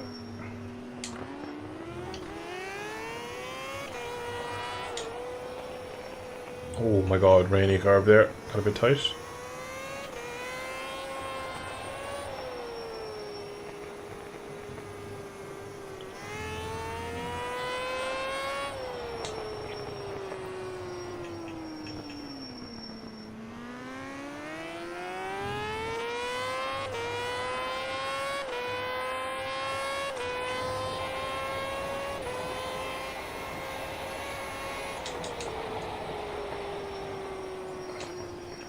There's a little bump as well in the middle here. I always use crashing it in VR. Actually, we negotiated turn 1 cleanly this time.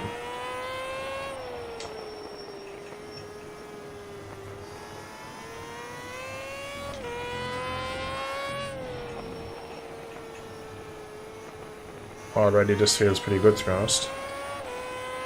Oh my god, look at the chat. That was not a smart idea. Be careful with the downshifts right there, because that one's so sideways, because it was just a bit aggressive for no reason.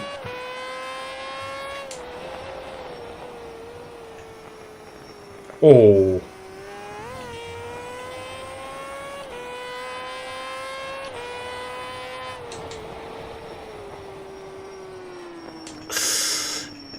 couldn't stop it there.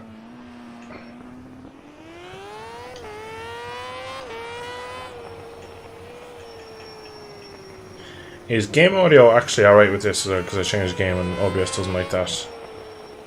Just get a confirmation that we have game audio chat.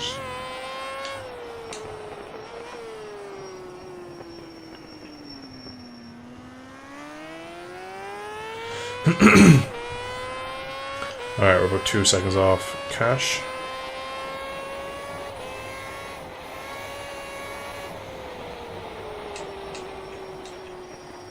And that's that lock gone. Hello.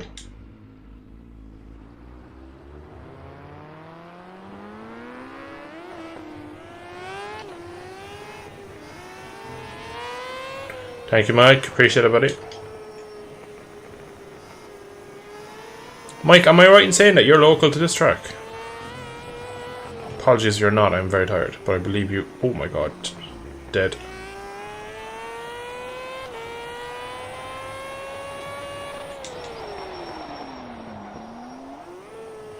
Love the tire screeching there when I'm drifting it.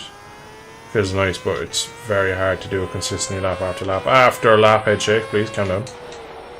Same in here, ran deep this last lap. Oh.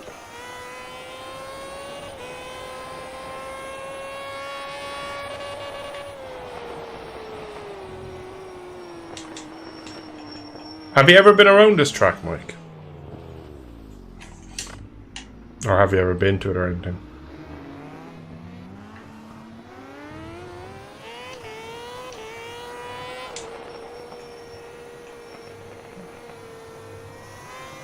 It's mad that GP is racer, really.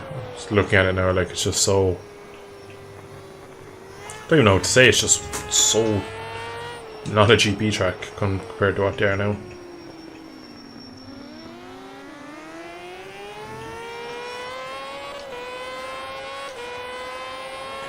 5 kilometers away, can hear everything at the track. That is unreal.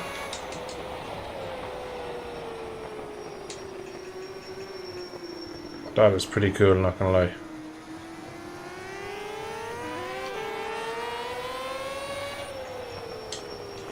Oh, he just threw it across me, cheeky boy. Alright, he's gonna wait himself. I was gonna say he's gonna get it into this corner here.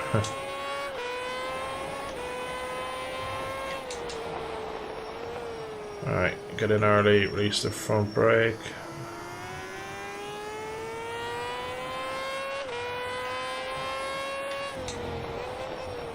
Alright, trust the front end, early on the throttle, more track. That was worth a lot up this hill.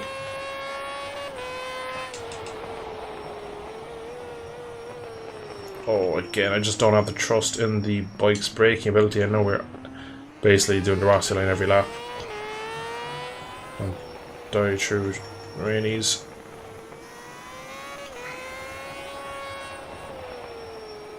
Oh my god, this thing is so unsettled. I mean, big improvement, but it's been a shocking lap. No doubt about it. I can definitely do better. And quicker lap than that.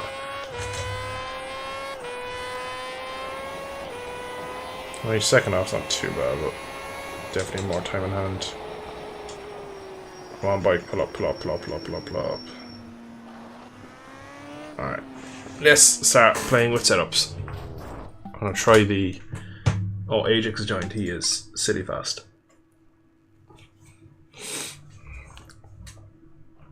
Used to work there. Barber's Racing. Go. Wow, that's cool. That must have been fun. You'll have love for me, girl. Where's Barber? There it is. 1.1. Yeah, I should do it. That'll be a lot better, I'd imagine.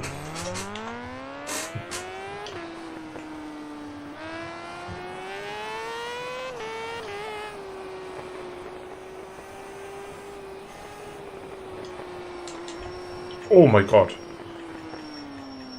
Looking at chat. And I nearly binned it in the pit lane.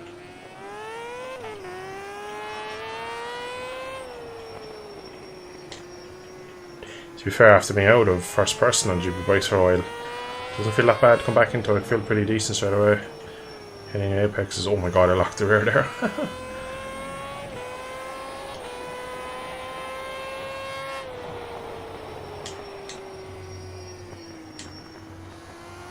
It doesn't feel amazing out of the box straight away, but it's a good setup from Barber. That has elevation as well, so oh my god. That has elevation too, so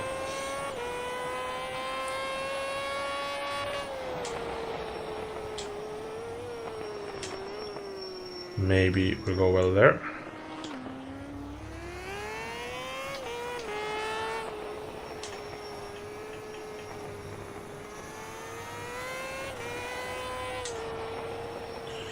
Up through the apex, out to the curb. Just kiss the dirt small bit, and that was pretty perfect. Kinda need to use first gear in here, even though the bike does not want to even look at first gear anywhere.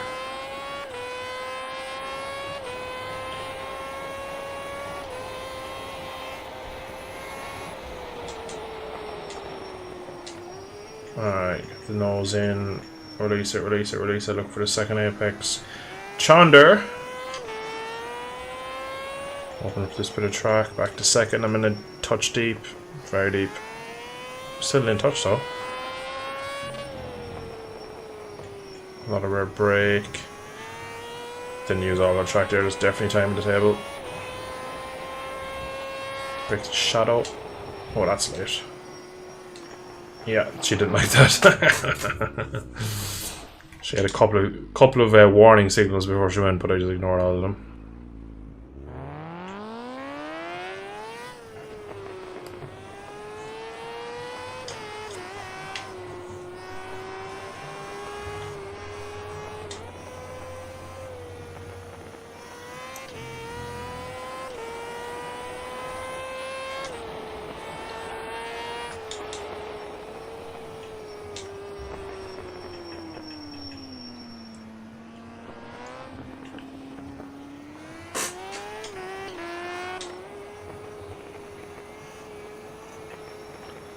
Trying to get the bike set up around here is going to be pretty difficult because it's one of those tracks in GP bikes where the bike never feels amazing over the elevation. No matter what you do, it kind of always has that kind of wandering feeling of when am I going to crash, not if I'm going to crash. That was unexpected high side. It's in second gear as well, just rip. Alright, I'm going to be cheeky and do something you should never do.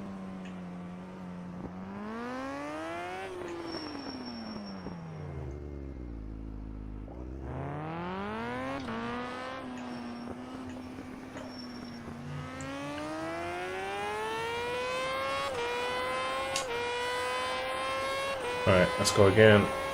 It's not being it this time.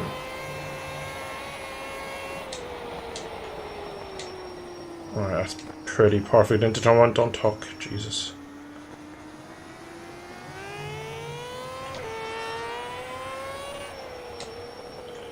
Better. Race brake, trust the front. Use all of the track. Lovely. Don't wheelie. Use all of the track again. Alright, nice early throttle. Oh, the understeer there is real. That's the stiffer front springs, I think. Oh, rear end. Hello. Welcome to the party. Welcome to the party, pal.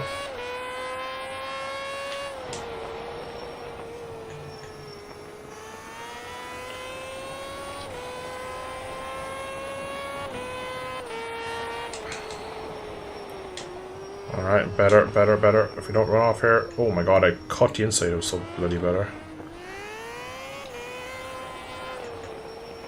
Oh, Rainies is scary. This track of VR is actually very cool. It's hard though. Very wide through the penultimate. It's going to stay in second gear because the bike just does not like first gear in here. Make it a bit of a V onto the line. It's going to be a 128.0, definitely more time than that.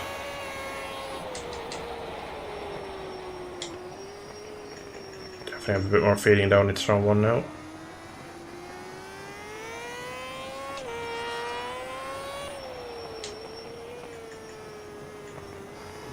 Much better. Definitely have time through here because I was out in the green, out in the dirt even. Alright, we're getting somewhere now. Feel like we're actually making some progress. Trust the front. Alright, deep again in here. Oh, that's span itself up. A lot of this track is just trying in and hoping the front bloody sticks, which it did that time. Definitely can do maggots beckets. That's definitely what I meant to say. Definitely can do the corkscrew cleaner. Even than that I can do a cleaner, I know I can. And Rainey's on the last lap was a mess. I was trying it a bit harder. I feel like the rear's going to let go though. Alright, hit the last apex here. Again, not really hitting it, but I suppose it'll have to do. Oh, I'm deep here. Oh, that did not want to pull up. I have to force that to fit. Another second gone there just from tidying up the last second. Seconder. 26.8, right. Oh, front is pushing in there. I reckon, right, setup is just a slight bit too stiff. Oh my god, that would confirm it really, the high side. Return to pit. Let me just see, can I find some lap times from the other guys? Any videos, pics? No. It's a shame I can't really see anything. Let me see, can I catch something on the interwebs? No, unfortunately I cannot see any other lap times, which means I do not know where I am compared to everyone else.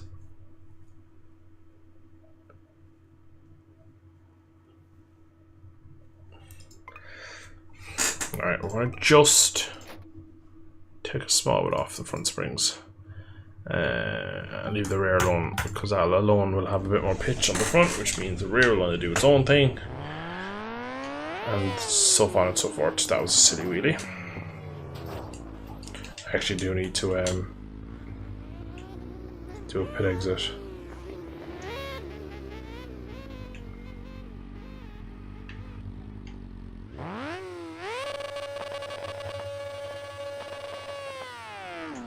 Well, that was piss. Alright, I have to try that again. That was terrible. I can't believe I just looped it out of the pit lane. Oh, great turnaround. Alright, we're just going to ride through the guardrail as if it's in there, not there. Alright, first gear.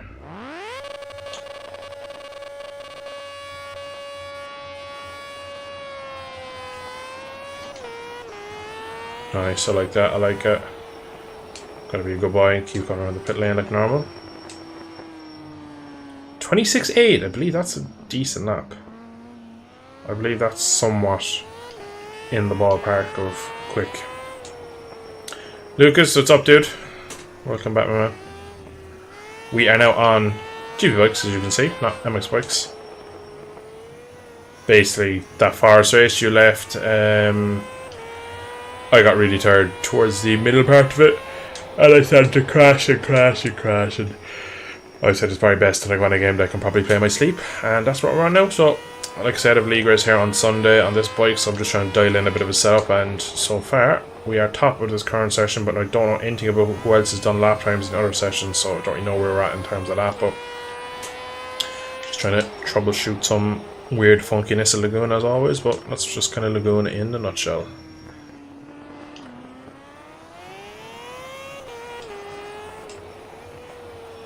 We're locked here when I don't shift. It's a massive, scary part of the track.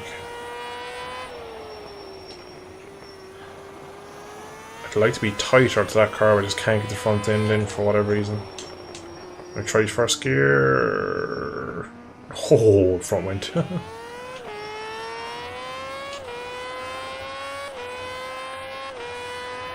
Keep wide here, keep the engine RPM down. Oh, wheelie and all. Back 3 gears, quick blip, second, and release at the first car, touch deep. Get it up. Use all of the track. Trail brake, release, release, release. Bit of rear brake. Square off the exit. Use all of the curb. Back to third. Hit an early apex. And power out to the curb. Up the gearbox. Just at the little kink in the curb. Back 2 gears. Then third gear. And hope that doesn't do that. Blech. Is this a first person open lobby? Yeah, it's only, okay, that's cool. A lot of times I like to do a third person lap just to see where like I'm losing load time. Because you see on Delta you'll be like, oh, I'm quite good in sector 1, I'm not really losing a lot of time to myself in third person. And then I'll go through here, I'm like, oh my god, it's from the second, so I'm obviously not really oh Jesus, that was an aggressive crash. I'm not really exploiting the limits of the track or whatever, but unfortunately we cannot do that in this lobby. For me, the hardest part of this track is turns 2 and 3 and the pre-corkscrew bit. Turns 2 and 3 are probably some of my favourite bit of it. I don't really like the corkscrew run down to the last corner. I don't like the run up to the corkscrew. I kind of like turn 1 up until probably the left-hander just crashed it there, where you start to climb the hill. All this stuff here is, it's okay, but it's just not me. It's not a nice part of the track for me. Oh, I got that all wrong. But yeah, 26.8, that's nothing to be ashamed about. It's pretty decent. That felt pretty good as well, which is the main thing. A lot of times, you know, when you do a lap, you just feel it's good, so don't know if it'll be able to beat that easily. That's kind of what I wanted. I want something that was a good representative lap time, and then I can push the setup on around it. So go into turn 1, release the brake, trust the front. Use all the track. Yeah, that really flows nicely to there. Definitely probably could carry more speeding because I'm getting so much inside curb there. Alright, bit of rear brake. Don't need to sausage thing. Hello, sir. I need to be a bit better in here, so I'm going to leave the brake off a bit earlier and tip it in. Don't hit the curb. Got a lot of wheel spin the last lap. That lap as well, I got a small bit, but wasn't too bad. You can probably see on my throttle traces on the controller on the track, I'm braking and on throttle a lot of time together just to balance this bike out. Like there. Oh, I'm so deep. Oh, the stiff front end really worked in there like that. Alright, definitely have time in this last sector. Oh, that felt fast. Oh, I wrecked it, I think. Stay in second, small blip of the throttle, release, and power. And a quarter of a second gone. Starting to get a good flow of this place, I think. 26.6.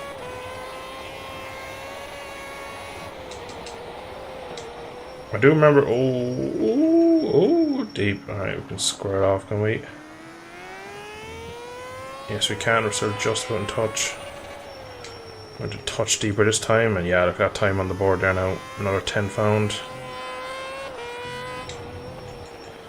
Alright, trust the front end. Oh, the throttle early. That's a good lap so far.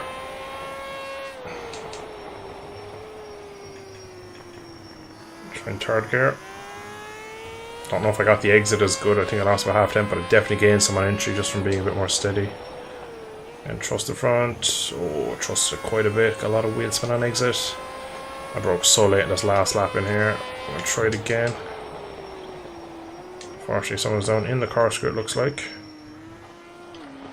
Oh, we actually did the Rossi line. Didn't even mean that. It's so blind, you're just trying to nail it, really.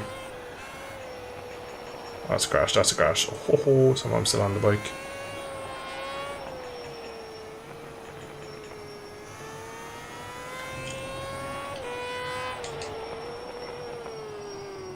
Oh, yes.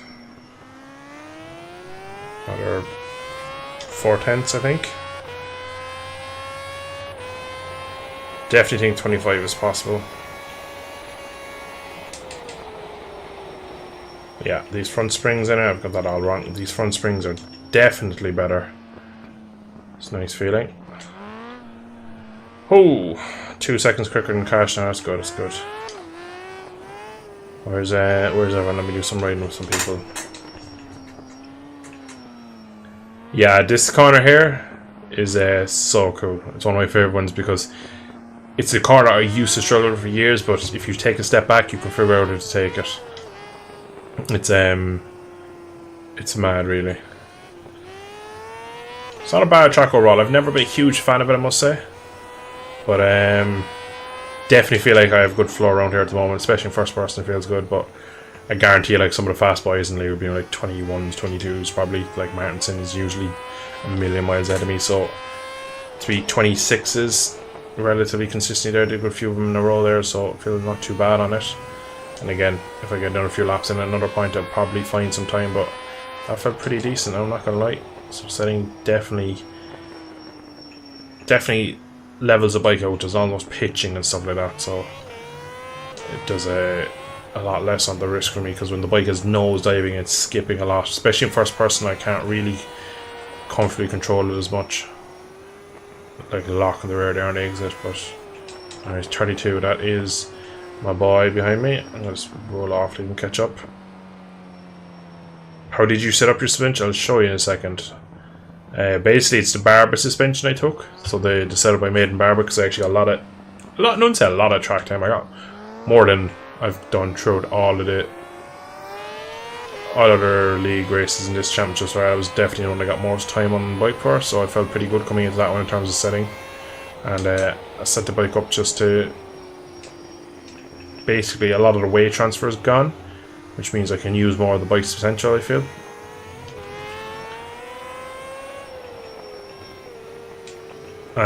But yeah, I will show in a second. I'll basically explain what my thoughts are. Nice close riding here to the other R6.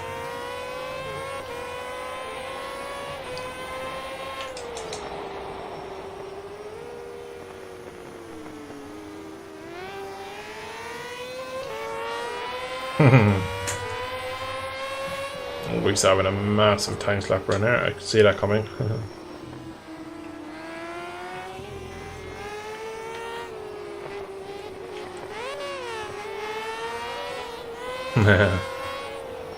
Oh, I'm gonna go to the.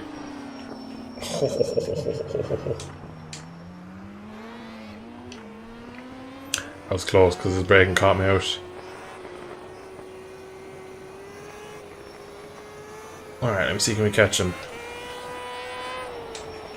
Big issue right for me around here is going to be overtaking people, I imagine. Let me see, can I catch my boy in front? Oh, yeah, I've caught him, right? Alright, push down. See, can I have a chance at passing him? Getting the wheel up here, just tap the rear brake, back 3 gears, he's dead. Back 2, and I'm going to release the brake nice and early. The delta's going to go green. Alright. Going to exist, use all of the track. I definitely could have went in a bit faster. We're going to release it and hope the front will stick. It does. Using all of the track, up in the 4th, back to 3rd. A lot of rear brake. Flow through there, we're going to touch again. 4th, 5th. Just after that, with kink, back 2. I'm actually going to go 2nd. That might be a bad decision. Didn't really make any difference really being in 2nd that lap, but anyway. Alright, brake at the bridge, back 2, truck it in, that's a crash. Oh, it's stuck. Alright, we're getting into a nice little rhythm. Oh, I'm going down the gravel there. Oh, that's kicked the bike out of shape. Oh, I had to use so much of my ability to stop the bike. It cost me a lot of flow through it though. But I think I'm going to gain it back through range with sure, pure commitment. Alright, commitment through the final 2 corners is key. Oh, stop. Don't talk. Don't go wide either. Oh, we're going to lose a lot in the run to line, but we're going to go quicker again. 25 is in there, man. That 25 is in there. It's a 26-2 again. We shaved only a small bit off in the end. Oh, that's gravel. Nah, lost it. Right. Oh, man. Right. Have to recheck because there's a couple of messages coming in there, but I didn't have the chance to Right. The difficult. What's chat saying? In-game chat.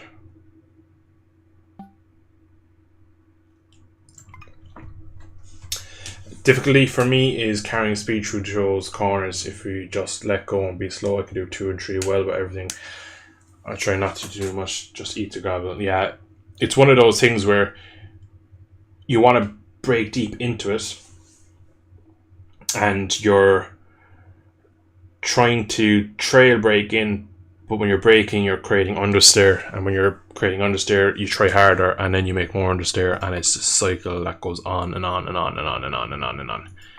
It's one of those things where it's actually better to get that corner. Like the last lap there, we improved. I was actually just let's watch back the lap actually, and I'll commentate over because how do I get my laps up again? I definitely have more speed around the track, so. Turn off everything around there. Let's leave the map on. So, for example, down to turn 1.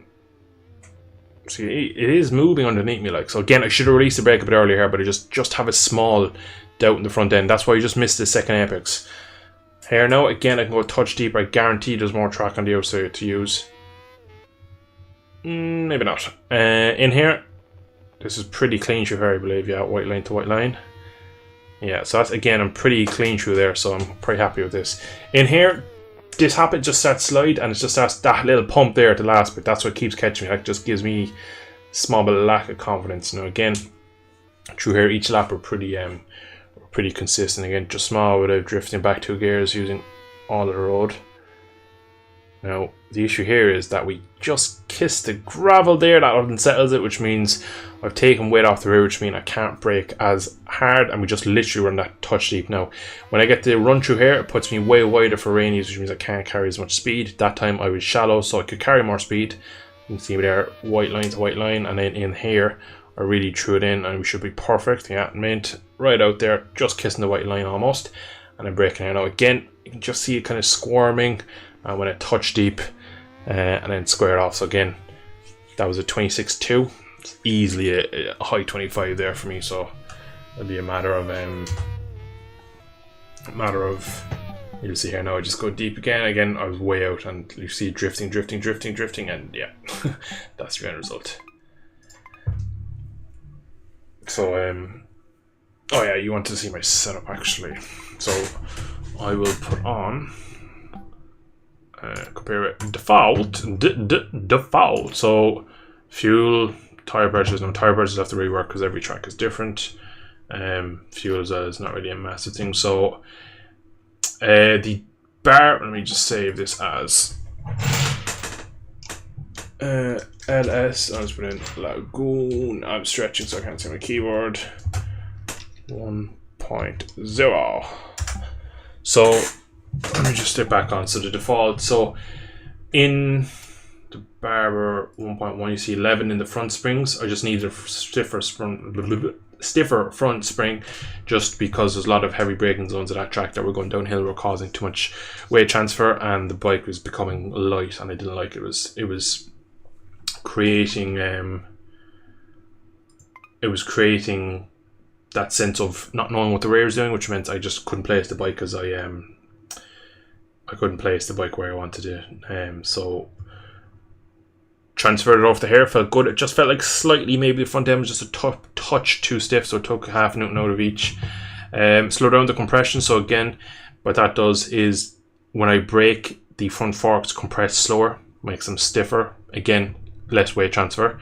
Rebound, I have also decreased that just so when I release the brake, it doesn't ping back up, because that can cause the front to tuck. And again, lowering the oil, so when I'm at the very end of the stroke, the oil is less, so there's more of an air gap, and I just have a bit more of I don't bottom out as easily, basically.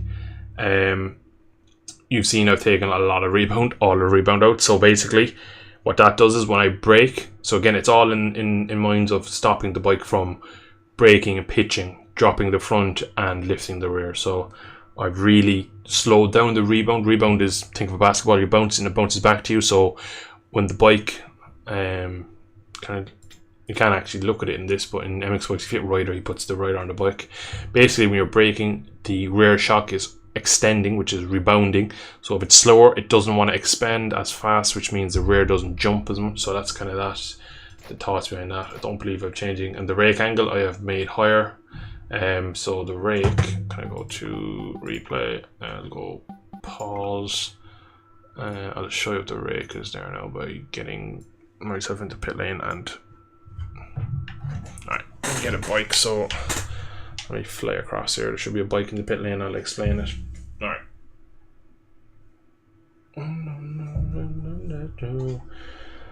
I will get to the comments in section chat. I see there's a few that I need to answer.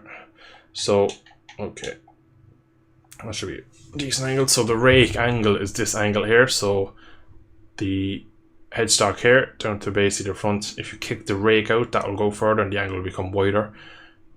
And if you kick it in, it'll become short. Now I'm making it very obvious by going here and here. It'll only ever move a couple of mil either way.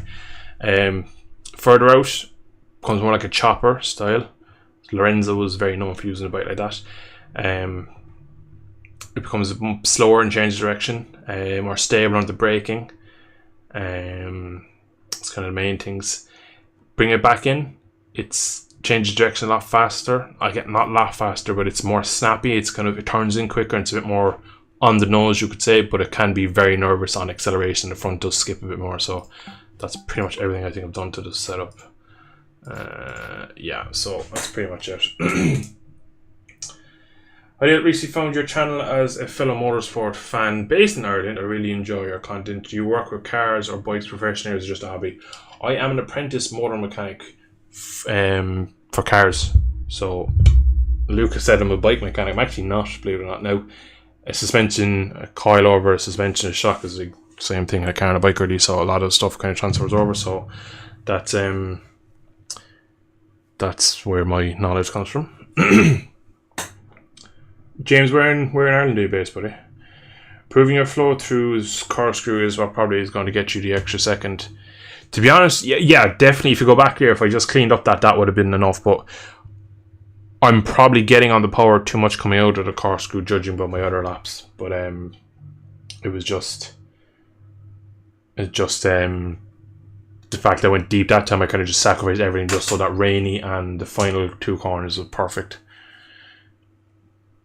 Proving second time in first person was quite fun. It actually is really good in this game. This is probably my favourite game first person, to be honest. Let me see, is anyone on track? My voice is going 32. We'll watch him. Why won't it change? Oh, he's down. Cannot believe it. Would you believe it?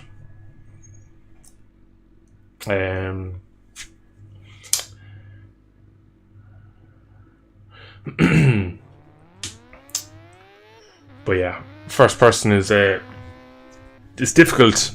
The biggest thing I say would be to adjust your field of view. The closer to field of view, there's less going on outside your shot, and it's basically slows down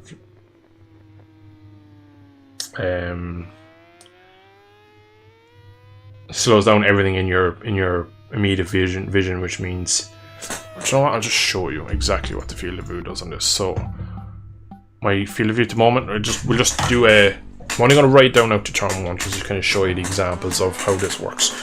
What am I caught on? My hands are like stuck under my wheel mounting. It's annoying. Anyway, so just take a notice now, right, of the sense of speed and how fast it feels like we're going and where the bike is positioning on the screen. So I'm going to wait now till we go up to the kind of towards the corkscrew to really whack it open and you'll see then the extreme speeds that it doesn't feel like I'm going that fast for me now when I'm playing. Oh Jesus, look at chat again, whoops. Oh, no you died. It's actually harder in this game to write slow than it's fast for me. So we're going to come out of here now and just going to pin it. So we're doing 120, 30, 140 as we hit the bridge and brake. So I'm going to just slow it down now. I'm going to go back to the pits because you can't change your field of view on track. Oh my god, I dropped my control. Christ above. So, wrong thing. Oh, I have Linkin Park on at the moment. It sounds class.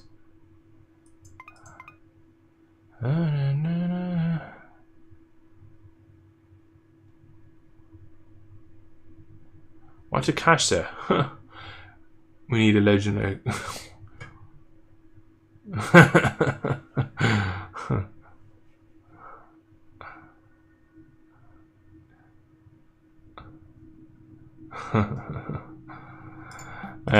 Right, what was I doing? Chipping's joined. Oh, he's another good guy. Settings. So it is here. So pitch is like up and down, tilt is left and right and stuff like that. But I'm gonna whack this all the way up, so it's gonna be really far back, and it's gonna feel like we're doing 1,000 miles an hour. Watch this now. There's a website to help you calculate. I know, but I don't think it has GB bikes. So look, we're doing 90 already. And it feels like we're going faster. I'll try and do like a lap. Now it looks better because you get more of the bike and it looks more like what you see in, like, look how fast it feels. And it's just harder to see your brake markers because you have a bit more of a fisheye effect. Oh Christ.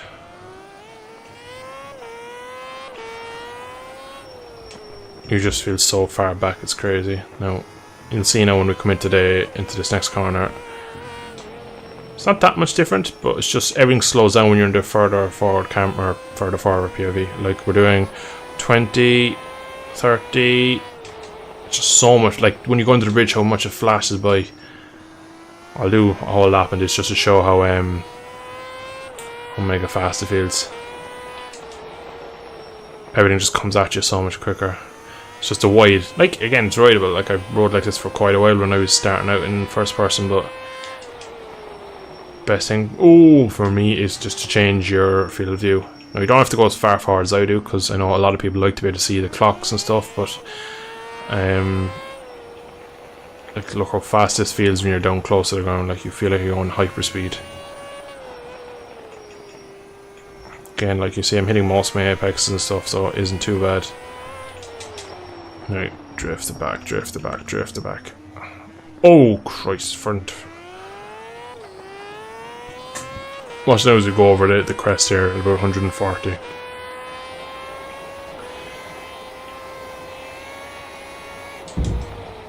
When you're getting high speeds, it just makes it a lot harder. Alright, we've actually not got that in too bad, so I'm going to see, can I keep going?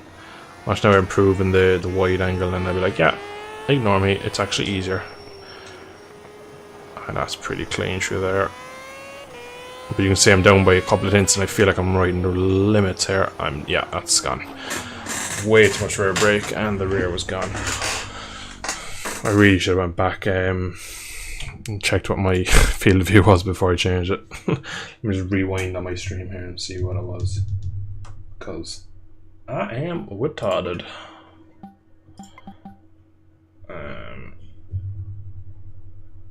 Come on to Christ. Alright, what was it on? So I'm reading chat at this point. Come on, Dale, put away the chat, man. Read what's on the screen. It was 69. Oh, wrong one again. I did add what I go. 69 should be like 85. Sweet, so it's back to normal. Just slows down everything. And again, you can go even further, but I just like to see some of the bike on screen.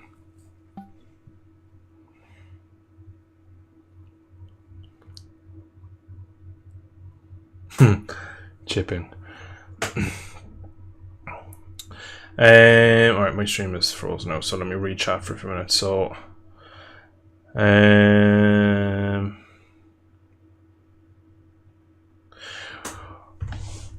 whenever you do your setup video, sure to include that clip. Yeah, I'll have something I'll have something like that where I explain it a bit more in detail. I usually, when I make videos more like that, I include diagrams and stuff, just so people can pause it and read and stuff like that. So it's easier for people to understand, really. So I can include clips like that as well. I suppose it will make it, I think, showing someone, instead of just showing them a diagram and like arrows and stuff, I can actually show them angles and stuff. Previous streams, I thought you specialised in bikes. No, I like bikes a lot more than cars. I have much more interest in bikes than cars, but and that's again from just the love from racing. Really, I know a lot more about. I suppose not mention a lot more about bikes, but I know how to set them up for myself and stuff. So yeah, so it's pretty handy. Only moved here a few months ago, but living in North Dublin. Where were you before that, James? Are you Irish or are you living in Ireland? I'd be interested to know. There's a website to help you calculate it. Yeah, I remember seeing that actually. Yeah, you can shoot a link into the Discord to actually... I don't know if you can put a link in. John, I'll put a link in myself because I believe I've links turned off and we've been so busy I don't have the time to do. Oh yeah, sweet.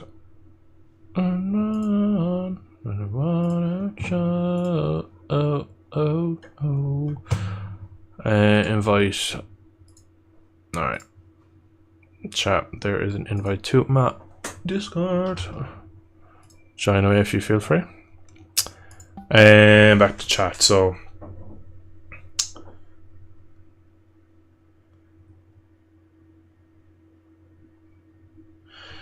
my wrist is hurting, haven't played in a bit.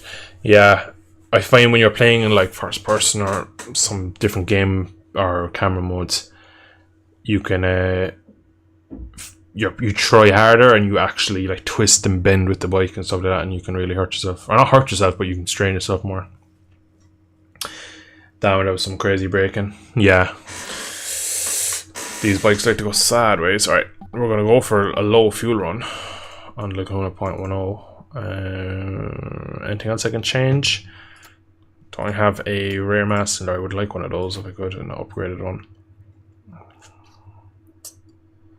The gearing feels good. Swing arm length. Do I really want to be adjusting that? It feels like a good drive. Yeah, everything. To be honest, like the bike feels fine. Alright, 2/10 again. See, can we get a 25? If we get a 25, stream's over. I finally get to go to bed.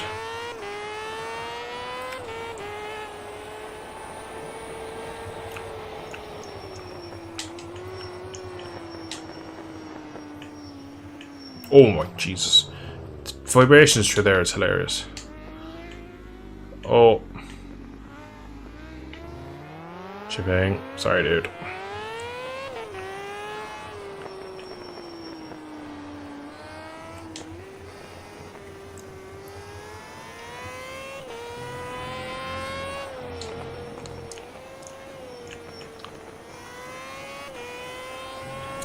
From UK originally, I was living in Denmark before coming here, so you've been around a bit. That's quite cool. I always see Denmark and like the countries around Denmark are always on them like statistical charts of like the happiest workforce and like least stressed people. Must be cool to live like that. Alright, in here now, I just need to make sure I'm a bit cleaner. Oh, whoa. She didn't like that. Why didn't she like that?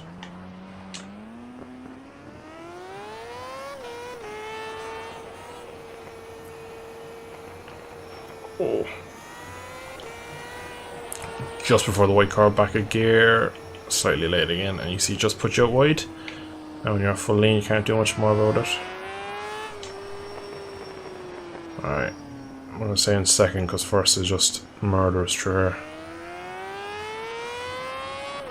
Reason as well, right? A lot of people probably don't know this. Why the gearbox in this bike feels so bad is because these are essentially road going gearbox, which means first gear is only meant. We're so deep here. Yeah, I felt that. I can see that coming. First gear is chipping you legend. Well done. Strength 25. That man is quick. First gear on a real road bike is only meant for taking off. You're not meant to be backing it down into first. That's why on a proper race bike you have short race ratios, which means you can kind of go up and down the box without as much of an issue. But on this, when you go into first, it has an absolute panic attack because it doesn't know what's going on. So you lock up, you've massive lunging forward, the front dies down because the engine brake kicks in so hard. So it's a big part. So and you can blip it, but even when you go down to first, when you're opening the throttle, it comes very snappy and aggressive. So for me, easy thing to do is not use first gear. So that's kind of what we're doing, but last corner is really slow. So you're either risking crashing by trying to go all the way down to first, or you're kind of coming out in the wrong gear.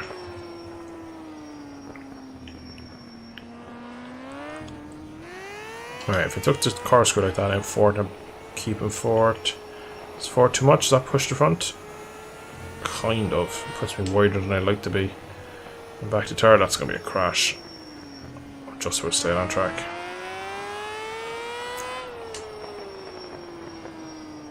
Alright. See here now, I'm just slightly too low on the revs.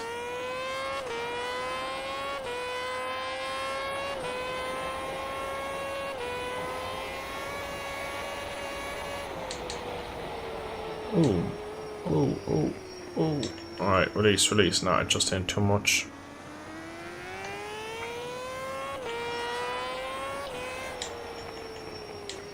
Alright, release. A lot of rear brake for over rotation of the machine. Rear brake again. Oh, touched the underneath the grass, and yeah. The fact that my brain was trying to think of the word for gravel, I turned in too early.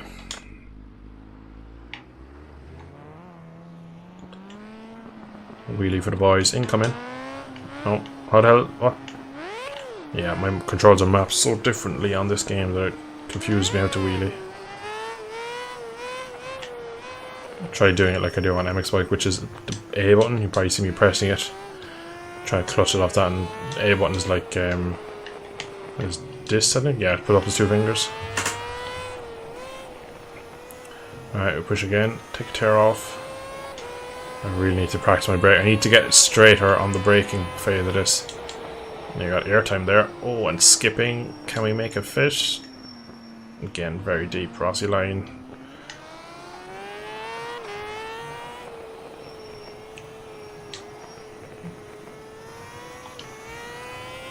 Time is there. Maybe now, just after taking a couple laps off, maybe I've just lost the edge, the feeling.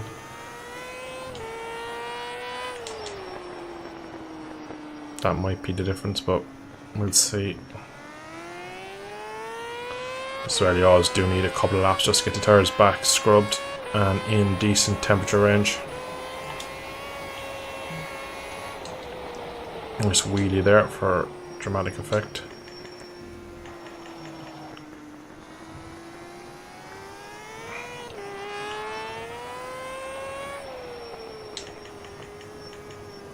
Nah, from the very first corner, that first sector was terrible, I can feel it. Oh, I turned in too early. Again, kind of. Yeah. I got turn 1 slightly wrong, I squared it way too much, and that kind of just put me off for the whole lap, to be honest. See again though, see the way it just starts pumping in there when you're trying to change direction? That's more of a, on my behalf, that's me not riding very well through that section, because it just doesn't allow me to do it the way I want to. Also, with taking the fuel up, the bike feels slightly worse. It feels a bit skittish and juddery and just a bit nervous.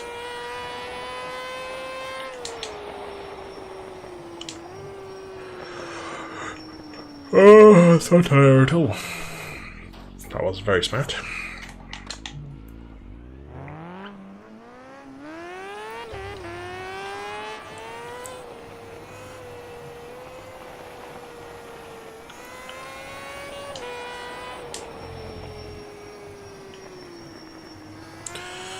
Alright, let's go, another lap. Get a good square off the last corner.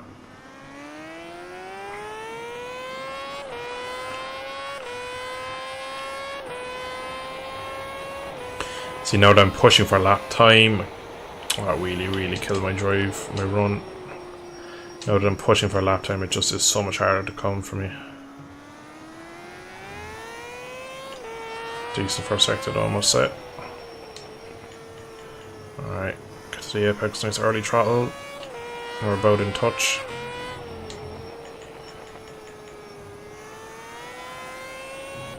Alright, we're 2 tenths off sector 1. My sector 1 at the moment is pretty decent. I'll try and go on all the gears at once. Gain about half a tenth back. No, deep, yeah. As soon as I got on the brakes there, I just could feel I wasn't getting that stopped in there. Yeah, to be honest, the bike just does not feel the same with the fuel taken out of it. Just doesn't react the same, which is strange.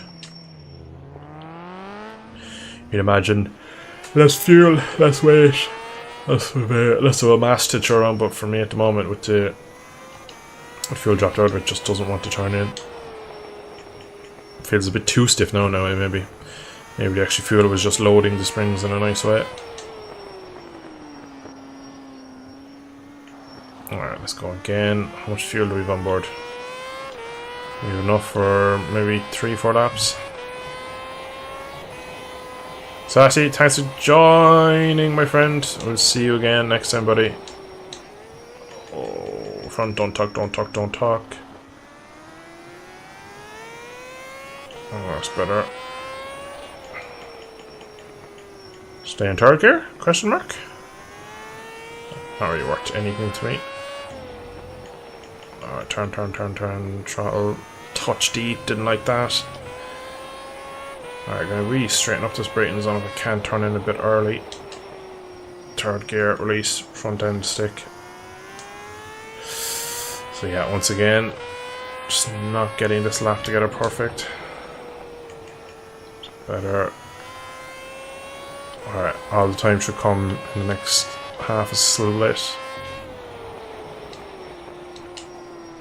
Yeah, I just can't stop. What the hell? The bike just would not pull off. That is interesting. Alright, I'm gonna give it one more lap. I'll probably call it there myself because I can feel it myself that I am probably gone past my sharp point for today. Also, my throat is killing me. I'm in well need of a cup of tea and some sleeps. Sleep.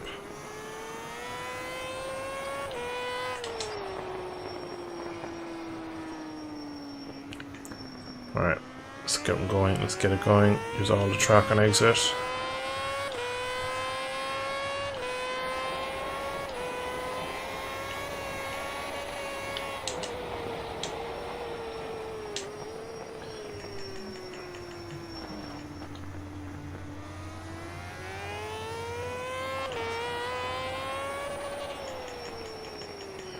Yeah, ruined that lap as well.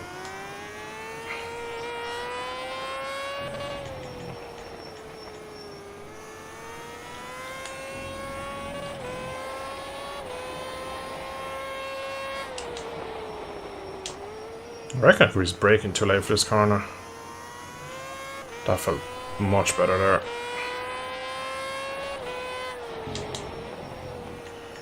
Tip it in. Come on, power. This lap is coming back to me.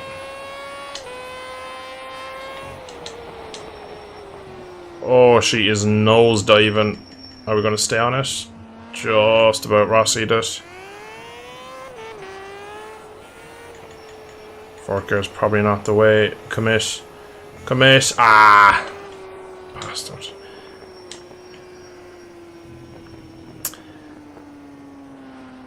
Is it generally good practice to hard braking is slight lean?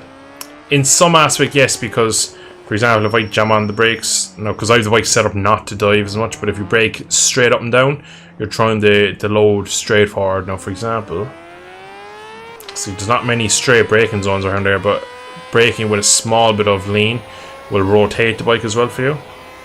So that's why we're coming into turn one every lap. I'm really hard on the braking, you can just see the rear kind of kicking about, and when I lean in a bit, so I'll show you exactly what happens in a second when I get to the next corner I'm looking for. And I'll go back and replay and kind of show what way the bike yaw on the pitch and how it basically stops the bike from doing anything in a negative manner. So as we're coming in here, we're leaning, so pick the bike up and then you lean in. You can just see it rotate around. That actually went really cleanly. And then high side on exit. Alright, let me get back to the Pitteroonies and get to the replay. Alright, did I go back too far? No, right, so alright, let me change camera angle. So let me get this set up and I will explain. So you'll kind of see this at a good angle here, I'd imagine. Alright, perfect. Alright, we slow right down. So Maybe that's a bit too much, but anyway, we're going to just roll with it. So as I change direction here, the bike will want to keep coming this way. So you'll already see, soon as I load the front tire, the rear wheel is going to go towards the Y curb, so this way. As soon as your front compresses, there we go now, you'll just see the bike rotate. Just, you can see the rear tire is lifted a small bit. Now again, it's in such slow motion, it doesn't happen. And again, I have the front so stiff and I have a lot of rebound taken out of the rear, but you'll see here now the way the bike is, see it's skipping, because I'm taking all the weight off, and I have the lean, so I can use a lot of the brake. You can see the differential in speed between, look how fast the rear is spinning compared to the front. And then as we kind of get to the, you can see how out of shape she is, so she's trying to push the bike sideways. If you do this in a straight line, you'll usually get stoppies, and then when it lands, it'll skip a bit because you have the differential in speed differences. Now, the issue when you're drifting is it just doesn't come back into line as fast. Now, that worked out pretty well. I'm going to play it back a bit quicker so you see it a bit more normal speed. Where in the track is he? Alright, he's here. Play full speed. You can just see it kind of rotating. It just wants the rear, basically with it skipping and sliding, it wants to go somewhere, so it has to put itself somewhere. So when you're not leaving it go up, it'll go sideways. It'll make itself go. So if you brake in a straight line, there's a good chance you'll get stoppy. So that was the reason. For example, if we go back to the garage, Barbara has a lot of straight line braking that was downhill, so I had to go with an extra stiff front fork. That's as stiff as you can go. So I needed as much stability from the front of the bike when braking because the rear was lifting. Now, a lot of people go wrong, right? If you have an issue with the, for whatever reason, the rear has not enough grip, a lot of the times you fix it by adjusting the front of the bike and vice versa, and then the bike doesn't turn, you adjust the back, you can adjust the rear to stop it from kind of chattering on the braking. It's very interesting how you diagnose and dial out these things, but for the most part, it's not. If you think, oh, the rear is skipping, I need to adjust the rear, it's a lot of times you'll adjust the front and vice versa. You can, a bike is one big kind of unit and you have to adjust them together, so it's an interesting way of doing it. Who's on track? We watch. I'd imagine it is better to do it during a steeper lean because you have more tire available. You want to brake in a straight line, but again, what Mike's saying, with a small bit of lean, you're just putting a bit of weight on the bike in other way, and it allows it to slide. And when, like, you saw me sliding into that previous corner, what it does is when it grips, the bike is already more turned, so you can use less lean angles, you have to use less edge grip, and then you can get the bike out faster. So we'll watch Cash now do it here. So see, the bike can slide. If that grips when you're sliding, it rotates the bike more and the yaw angle will change, so when you get to the corner you already have a bit more of the bike turned. It's a big part of it. So you'll see him come down into here now again, harden the brakes. You can see the bike getting skitterish. No, he's done skids, so he's probably going back to the pits. As you know, he's on camera. Shemi, no, he's someone else who's in the league, I believe. No, he is pretty quick. So again, flat out and hard in the brakes. You can see he's turning too early there now, but he's drifting it in. So he's made a much more of a V line out of it, whereas I come really more flowing through there. He's 4 seconds off, so he's not a million miles off, I must say. And again, he's only just in. So again, look, he just has a small bit of track on exit there he could use. And again, the issue there now, right, I'm just rewind it a touch, where he's losing time for this now, right, is, see this portion here where he's braking a straight line, he's not turning. If you brake a touch later and turn in, you can make much more longer, like, for example, now we'll go to, oh, not him, we'll go back to moi. If you watch to it, I take that corner, for example, we'll jump to a lap, I did it right, so alright, we'll go to that one. We'll fast forward till we get to that corner. No, watch the way. I won't brake. See, straight away when I get, watch now. So you have my braking point down here. And this is a perfect example of how to, so again, I will just go slightly slower. So you can see straight away when I'm out to the edge of the curb, trying to get the way forward, front end starts bucking and weaving, and it's just using all the edges of the curb. do actually just slightly look like I go off it. So 4th gear, flat. Now, as soon as I get off it, I'm leaning in, go back a gear. That rotation of the rears lets the bike slide out. Now then comes back in because the engine revs drop. I leave off the brake, and I'm basically leaving the bike do all the hard work. At this point, I'm tipping, whereas he was braking a lot more of a straight line, then he had to turn in, whereas I have a lot of my turning done by that rear wheel sliding. And that's just adjusting your yaw angle on the way into the corner to get the bike to rotate on entry. And you can see now in the second air, I use pretty much all the track, and you get back flat pinned right up here. We'll see actually on this lap what way do I take this? I think I actually get this wrong on this lap. Again, I'll leave it in its camera mode. So you get flat 5th. You can see I just changed the weight across the bike, and I brake with them completely upright, and then as I tip in, again, the rear starts to slide and starts to just pump because it knows it wants to rotate around on me, so it wants to kind of get it out of shape. Again, the front being so stiff when coming down into this little bowl here, it just doesn't like it. That's why I keep having issues. And we'll leave it rotate. And then we get out of that pretty nicely, so not too bad.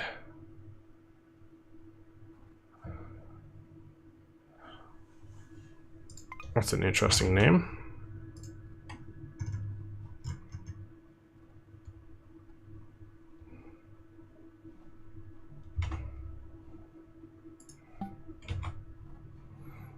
There's a guy who just joined there with a very interesting name.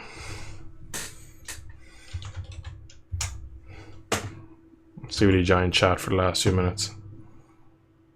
Jesus, 20 past 11. What the hell? That is crazy. This is Biker, by the way. This is not MotoGP. Gotta ride by the feeling. He's obviously bored. Anyway, back to what I was saying, my little TED talk. That's the lap where I screwed it. Oh, such a shame. Such a shame. And question: when you change, I really hope they can't hear you, because that means that that might have played. I don't know. I do have it on. But I think OBS doesn't have you on, so make some noise. Yeah, you're not being picked up. Thank Christ. You are being picked up now. Speak. Hello. Yeah, you are now.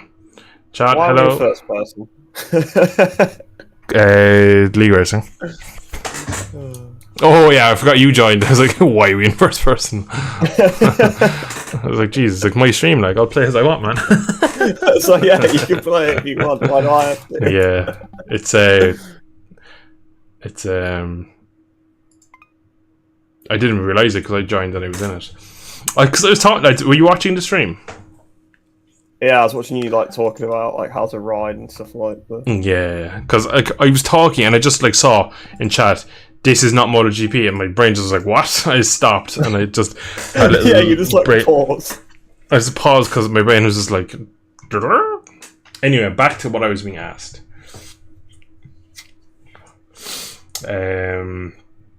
Question: when you change from left to right in sequence of turns, so you're like an S bend, yes. Do you brake for one side, stop the braking for the switch, and then brake again if?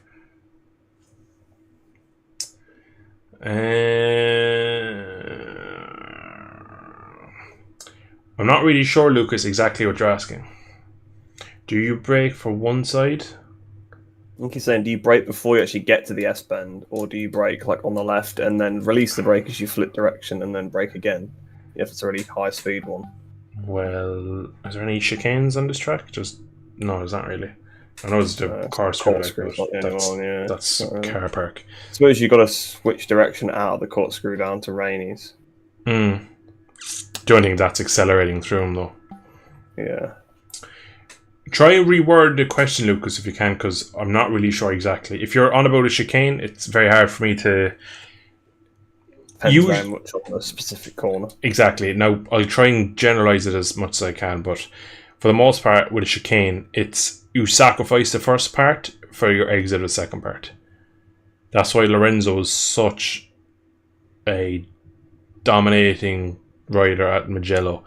he knew how to sacrifice the start to get the exit, and that's why he made his lap time up. So it was special to see him riding around there. So if you're on about like the turn left and then right, you always want to sacrifice. And what I mean by sacrifice is, like, it's quite easily. Watch now, I'll go to track and kind of make an example out of it.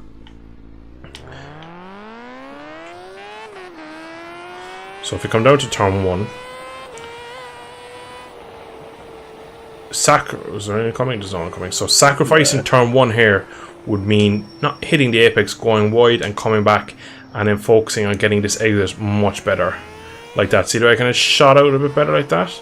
And again, this corner here, you're sacrificing your entrance just so you can go a little bit wider and cut back to the apex now, doing a really low speed. A lot of this track, you kind of make V's out of the corner and stuff like that, so there's not much you can do. But double apexes, chicanes, any part of the track where you are, I suppose, in a change direction or some sort of S-bend, really, you always sacrifice. Like this corner, I suppose. No, I don't really sacrifice the entry there. Well, you kind of do, because you don't go. You can break deeper in there. Like the racing line in there is to kind of hit a late apex, which means you're kind of sacrificing a bit of the entry speed just so you hit that late apex and get up the hill. But if you're on a race, like Reese has known many times, you can stick a wheel into the right hander before the hill, because you can naturally run them wide because the road is there. Like, so that's that kind of point of the track. I'll go back and watch you struggling in first person. Tommy Aguilar. How come mods are installed in the games folder and documents instead of the actual game files like every other racing game? I don't have the answer for that. You can do both. Okay, you can install them in the game files, but there is just functionality in the game that can load them from documents folder. So if you stick them in your game files, it will work. That's how we always do it. On MXY, used to do it through documents. Yeah, but it's the same. You can. Oh yeah, it's the same thing. Yeah, because I've done them both ways. Because some mods, I think you have to put in the game files.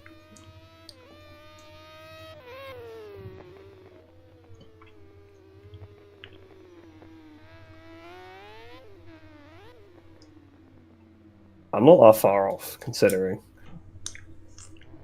4.9, yeah. Like, chipping is quick. Yeah, I mean, it's quick enough normally. I mean, I imagine he always plays in first person, so... I'd imagine so, because he joined like 1 lap and was quick, or like 5-6 laps and went quicker than me. Now, he's been in a while and he hasn't gone quicker, so it's probably one of those where he just got in and done a good lap. Yeah, because he's still on track, it's not like he's left. Yeah. Which one do you use, anyway? Which first person camera do you use? Use static or dynamic? Dynamic, but I have the field of view turned right up. If your field of view is really far back, it looks really fast, and it looks cool for videos, like, but it's not very functional.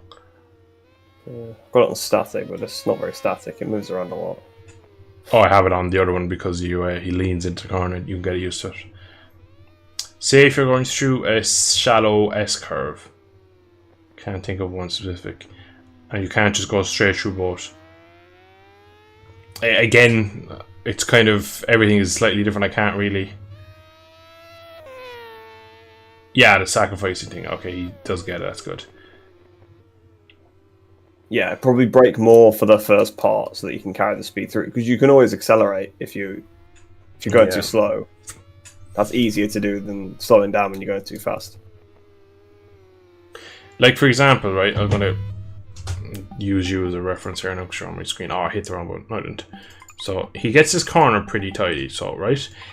Oh, lovely. I know. You're getting used here as my test subject. I mean, I don't know what line you thought I was on, but definitely wasn't tardy. But you were in the middle of the track, right? So, but you hit an apex, and yeah, exactly. You're going to be using all the curve, but the actual line through the corner is fine. And so, like, watch now, for example. I'll just play through really slowly, just so I can have time to chat. When he's coming in here now, again, he's a bit narrow, but that's just a first-person thing for him. If you rush it in, right? So when he gets to the braking point here, if he brakes 50 meters deeper than I do, I get out of the corner quicker than him by braking earlier. Now he might shoot past me on the brakes, and again, that's the joys of racing. The fastest way around the track isn't the way you race someone. So You can be an amazing qualifier or you can be an amazing racer. It's very hard to be both. Like perfect example is Valentino. He was amazing at wheel-to-wheel combat, was never the outright king of the one lap. Like obviously was able to do it, but you can see now that Reese is coming into his car now, so he basically has sacrificed his entry so he isn't going deep to get to the apex to shoot the bike out, and by that he's getting a much better exit. So he might lose half a tenth to someone who breaks slightly deeper on entry, but he'll gain a tenth out, which means he's up half a tenth in overall terms, which means over a lap, if you do that 6 times, you could be up by 3, 5, 6 tenths, and that's how the lap is made. And it's all these small little things. You could watch someone, like, you can easily watch someone right behind him and go, like, he's not really doing anything different to me. It's just I catch him slightly in the brakes and he just slightly gets away in the corner exit. And that'll be exactly that. You'll be just slightly stretchy on the brakes to make the difference, and you won't be carrying as much corner speed or any corner speed, and then you square it off. He just has that extra 3-4 miles an hour at the apex and gets out of the corner cleaner, which means that by the time he gets to the next braking zone, he's not had to square it off and really gun it as much as you had. He's able to get a cleaner line and then usually end up less fuel consumption and better on the tires. So there's a whole science to it, really. Thing is, unless you're miles off someone, you're probably only losing a little bit here and there. Exactly. So it's all these small bits, like, yeah. Like, I guarantee if I came up behind you now, there's no corner, I'm just going to be like, yeah, you're taking that all wrong. I'll just be like, I might gain a small bit on, like, here and there, like, but you need to... Riding, Lucas, a racetrack is like a musical beat. You need to kind of go to the rhythm of the track and stuff. So you sacrifice, you take away to give yourself more in the long run. So going one corner at a time basically is being like 2D. We need to think 3D. So basically, if you were trying to do, we'll say, one corner at a time, you end up with a disjointed kind of no rhythm. And when you get into the rhythm, then you start to be able to hit your markers lap in, lap out, and you start to rattle off the laps. And that's when you come into like league racing and any sort of endurance racing, where you just hit your markers white line to white line and it just flows, and it's a very nice kind of semi translucent stage where you're just kind of, you're not really thinking about anything. You're not kind of, you don't really know. Like, I often feel there's a lot of times in league racing for me where I'll be kind of not really thinking about anything, and I'm like, I can't believe my hands are doing all this. I don't know how I'm doing this. That's when it goes wrong. That's when you start thinking about everything you're doing. Yeah, that's it. You're like, Jesus. Then you're thinking about like your fingers moving on the controller. So like when you like start breathing, like when you start thinking about that, like, yeah. So it's best to just leave it. But like when you get to a level, you can kind of do it on automatic. So he's gone a lot quicker than me now. He's on 25.0. Jesus, 23. That's a bit special. I think if you go back to the S curve example as well, it also just depends on what scenario and how you take it. Yeah. Like if you're in a race and someone's right behind you, you might rush the first part a bit more to stop them being able to pass you. Whereas if you're behind, you may sacrifice the first part more to get a better exit and get the run. Well, it's just like, you will change how you take a corner based on the situation you're in. 100% as well. Majorly with you make a good point. I suppose if you're in a battle with someone, or if someone's close, or if you're trying to catch someone, like the fastest way around the racetrack is always slow in, fast out, no matter what corner it is. It's just the fastest way. So if you're doing a qualifying lap, hit your markers, don't blow the corner, and you'll get your good exits, and that will make your lap time there. If you're in a race, you have 3 scenarios. You're ahead of someone, you're behind someone, or you're kind of side by side. Side by side, can't really give you any pointers because it's all about what... it's kind of how it plays out, isn't it? It's kind of, yeah, exactly. It's like how the cookie crumbles, I suppose you could say. It's if you make a mistake, if they make a mistake, if you both make a mistake, if anything can happen, really. But if, say, you're the lead rider coming into a chicane, I'm thinking in my head now, like Mugello is a perfect example, going down into like all 16 chicanes there. A chicane could be broken into 2 bits. There's first corner, we'll say corner 1, you have the middle bit in between, we'll call it the intermission, and then you have corner 2, so that's the three part breakdown. Into corner 1, you have 2 ways you can take it.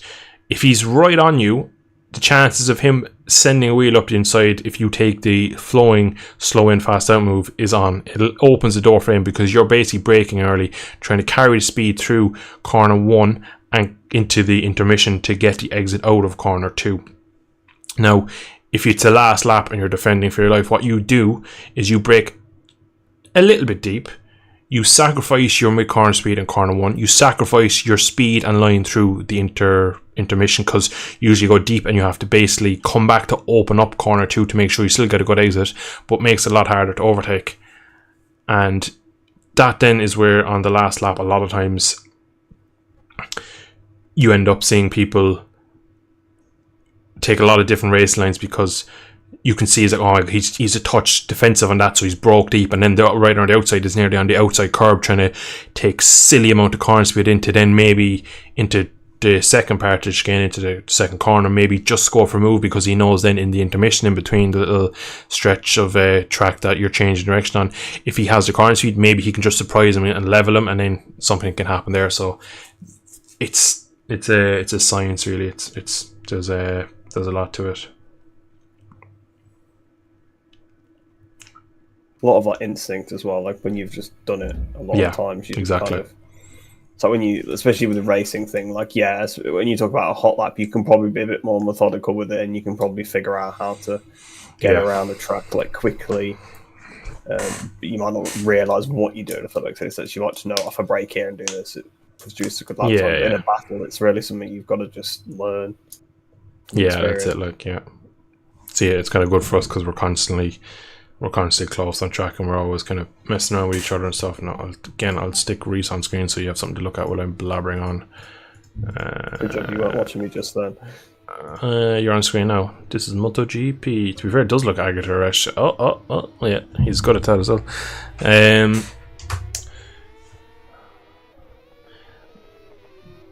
Can you tell me when you use the rear brake and why? I see some videos where people aren't using the rear brake. I'm guessing you mean GP bikes. Now, the rear brake on GP bikes for me is like my second hand. I can't live without it, really. I use it corner entry, corner exit, mid corner, off the start, change of direction, braking. I use it everywhere. Like my rear brake is that button there on the controller. If the controller's still on, you'll see it flashing there with the right button. That was a big crash. I was looking at my stream, but I just saw it on our side sausage cups. Easily done. So you'll see it flashing there now with the RB button. That's my rear brake. So anytime you're watching me, I'll jump back on track now after this explanation and do a lap or two with Reese. But so obviously going into corner, you're braking. You're trying to use the two wheels to slow the bike down. Mid corner, front brake will cause the bike to sit up and understeer. Rear brake will slow the rear of the bike and also just create a little bit of a 360, like Reese did, where the bike just rotates on its axis. So the yaw of the bike will rotate. Mid corner, I suppose you can use it as well for change direction. Again, if you touch the front brake, you're slowing the motion of the bike to the front, and you're creating a force that will want the bike to go straight instead of change direction. It's quite hard to explain in terms of how the bike will feel when you put. It's like putting a little bit of drag on the bike. It just holds it back so you can take a bit of weight off the front to change direction.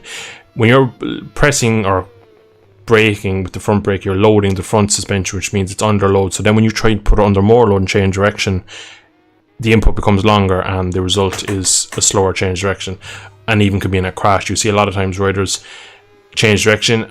If they're braking, they can load the front, and the front can go on the initial part where you try to load it, because you just go through your stroke, bottom out, and the suspension just doesn't know what to do, and the tire ends up basically sliding out. So that's the main things on corner entry. Corner exit, rear brake is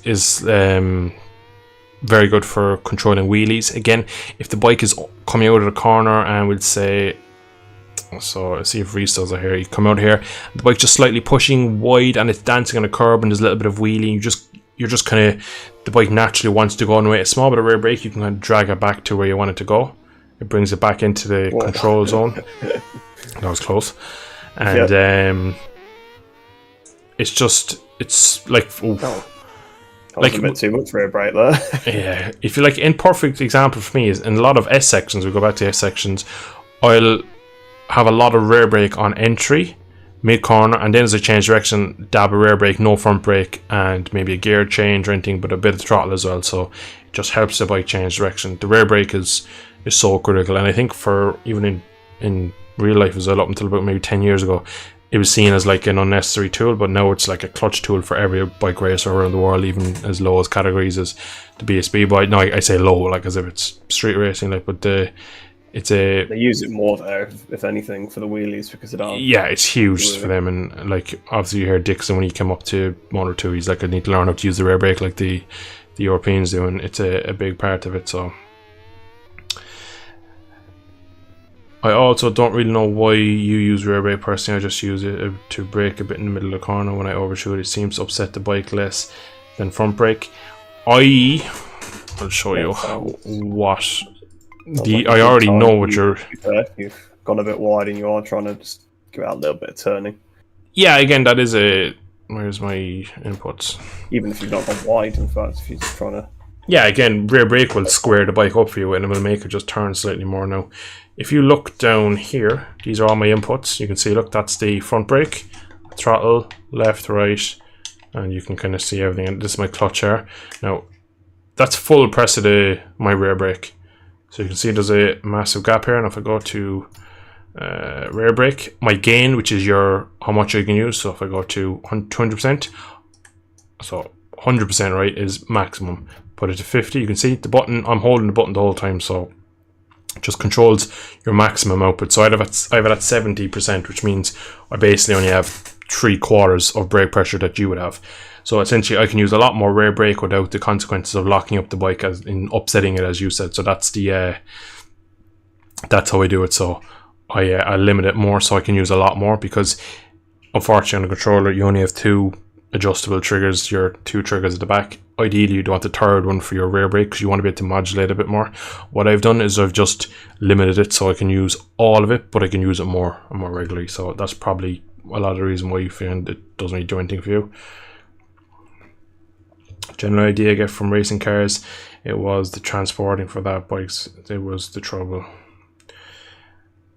You know, when I start thinking about brake points, I tend to get them wrong more. Yeah, it happens. It's just when you start to think about things on track, a lot of times it goes against your a lot of times when you're on track and when you're going quick, you're not thinking about anything, it just happens and it's flowing. You're in that flow state that I was on about. When you're struggling is usually when you're thinking, you're like, oh, if I can just maybe just open this up or brake here, or just try this and just force that, and if I can just get turn 1 and I just need to get out of this corner because I don't have the power on the straight, whatever it may be. It's just, there's always something that you're trying to do when you're struggling. There's always a reason for it. Like it's not really just like, you know, are you feeling it today? It's usually just because 1 or 2 things aren't going your way and you're probably overstressing yourself in the parts of the track where you're comfortable. So that has how have a lot of effect on it, really. Lucas, thanks for joining, man. Hope you have enjoyed your evening. It's good to see you again. I'm in the top 5 now. I've done it. He's done it. 28-2. What have I done? 26-2. You're only 2 seconds off. That's pretty good, gotta say. Also, do you have your rear button brought to 100% rear brake? So we have the same percentage. So why? Biggest problem I have now is that I don't know what the tear off button is. So we have the same percentage, then why do you seem to tap it instead of holding it? Well, on this bike the slip clutch doesn't work properly, which means you lock the rear more, so I probably tap it more. Also as well, like it is a brake, like the longer you hold it, it's more slows you down. So yeah, it's a tool you need to understand how to use. You can't just kind of whack it on and expect it to do everything for you. You need to understand how to use it. So with it being a button, you can only have it on or off. So exactly. So tap it on and off. Exactly. Like if I'm pressing it like that, you'd probably like use it for longer. But yeah, like do you remember like when people used to play the old games, they used like brake by like just like tapping on and off the square button on the PlayStation controller, because you couldn't 50% brake, or it was either 100% or off, so you had to kind of tap it to get a bit of a brake out of it. So still do on that. Yeah, you do actually, don't you? Kind of like pulse. I got called out for that in the last video. First time anyone's ever noticed it. Yeah. What video was that? The SBK one. Oh really? I'll have to go look at that. Yeah. Look at the comments. Like I've seen the video obviously, but I didn't see the comments of it. But I'll fall in behind Reese here now since he's at my speed pretty much. 2 seconds off. Yeah, roughly like at a my 1 minute speed. 20 lap. That's a lot. Got the pressure now of all the people watching me. Well, they've had that already, actually, I guess. Yeah.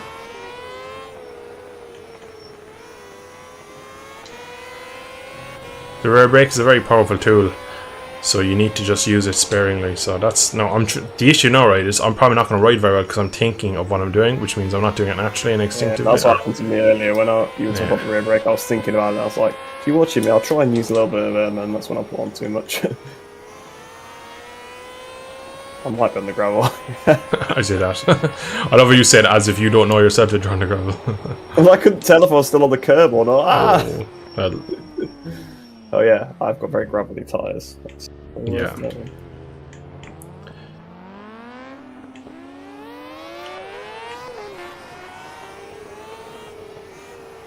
Oh, snap. oh, I was looking at you. Try to swap back to third person then on instinct.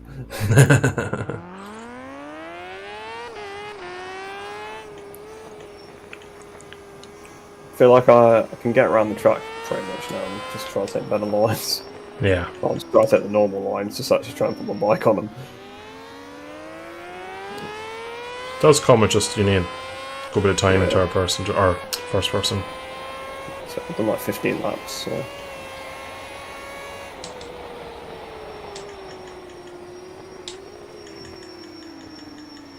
Oh, greedy. Yeah. So I was under on the delta and I was like, right. I tried to go down another gear. I was like, let's try and get a good exit out of it. Yeah. Avoids the first gear obviously. Changes going on in chat. It looks quite interesting. Someone's very surprised with chipping cell. Really? I've chat turned off. Up. I saw that they were asking someone to... Yeah. To Shemi was asking for someone to ride his setup, wasn't it, I think? Yeah. Here we are on a line.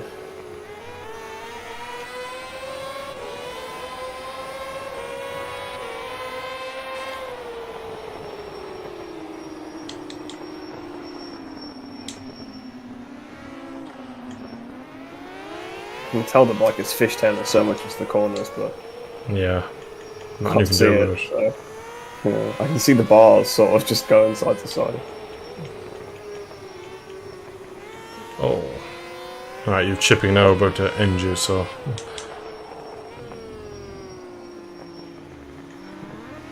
you've ended yourself. Yeah, too scared.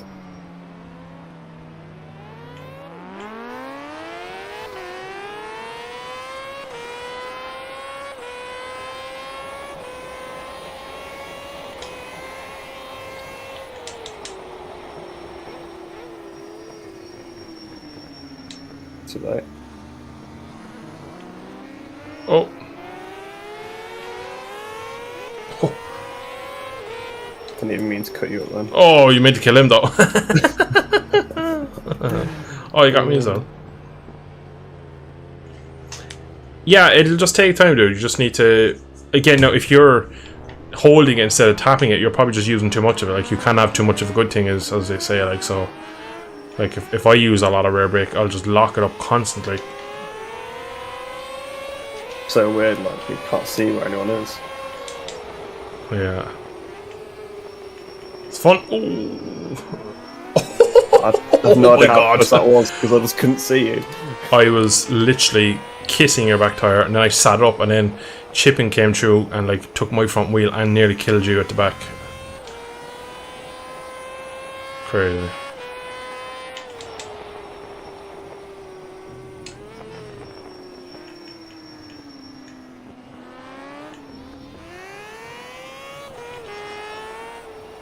So many dead flies on my screen.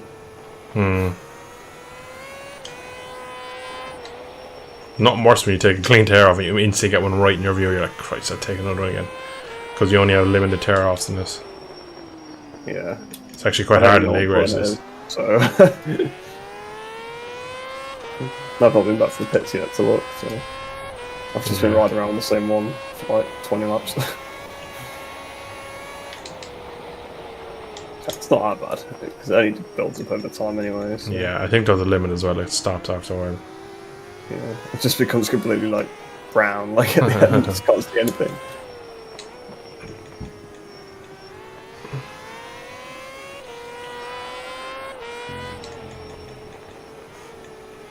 Oh, so close. I'm having to push to keep up, Jim. I'm not cruising very engineer for that way. I'm on the absolute limit. Yeah, I see that. So nice when it goes back to third person briefly on that. I think that's what it is. I think when you crash and then you get back on, there's so much stuff on the screen. Whereas when you, it'd be better if you stayed in first person when you crashed, wouldn't it? It does when you're in, actually does in VR. In VR, you just like are on the ground and Yeah. wherever you fall. Yeah, you've seen it, sure. Any update actually on your PC? I mean, probably get, hopefully maybe get it next weekend. Not after the weekend after, Stunts. because it's come. I've got it to come on a weekend, obviously. It's Oh, out. fair enough. Yeah. So otherwise I'm not in to actually take delivery. So yeah.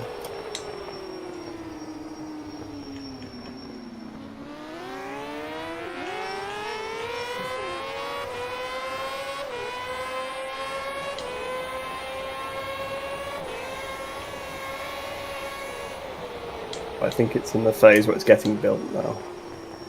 Whoa! Didn't see you at all. I heard you and then looked with the camera and just saw you right there.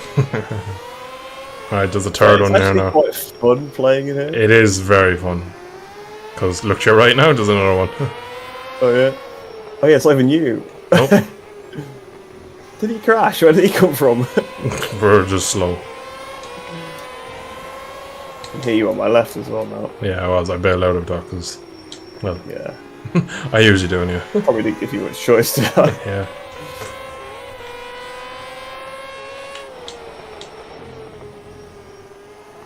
Oh, I've gone down myself. What? It's the first time I've done that, alright. This is the British Supersport R6. You'll see it on GB Bikes mods. Yes, SSB 21. Yeah.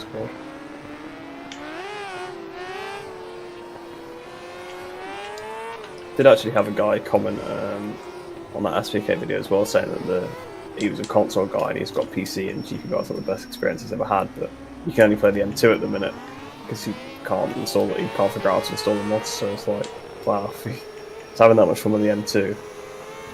You would do when you go back to the time because it feels so like. I remember playing. Yeah.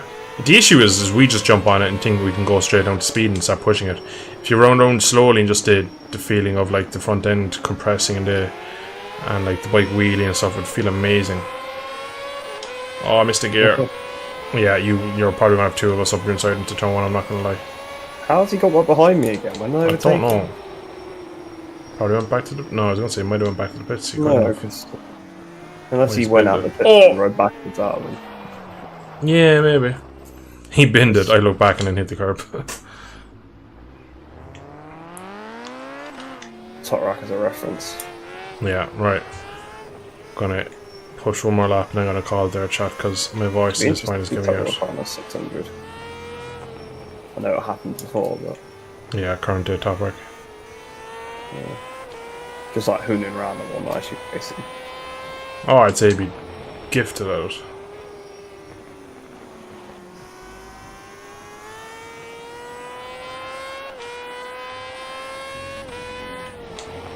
Yeah, this guy's giving me the toe of my life right here. I was just looking, yeah, right, you're on the back heel of him. Oh, he's down. Cost me a decent bit of time. Happens when the tow truck in front of you stops at a red light. Yeah.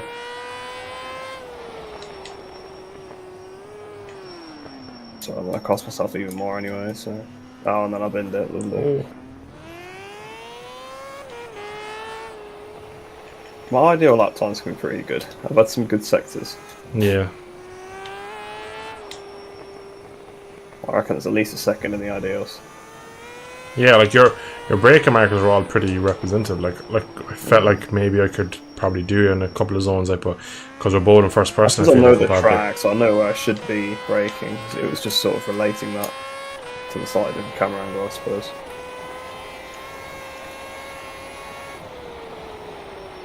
Because it's kind of like I know what I want the bike to do. It's just Yeah. got to figure out. It's just Alien how to trying do to it. where you should be on it.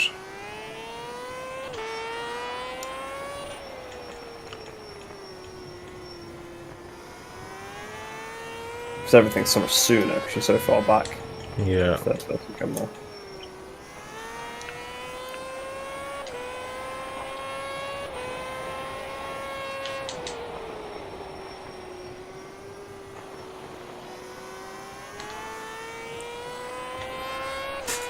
Oh, it's a front runner hurdle. We do get a lot of like target fixation, my friend. Oh, that's a shame. You do get a lot of audible warnings when in first person that you don't get in third person. A lot of times as well, like you can feel the front end going before it goes, and you kind of know where your limit is. It's first. There's a lot of positives of riding in first person. Obviously, it's a lot harder, like, but I'm kind of. Depends what you used to. I know some people find riding third person very difficult. With having VR and having obviously the league in this and stuff, and just all the other time that we spent in third person, pretty comfortable now in both. Oh, he's.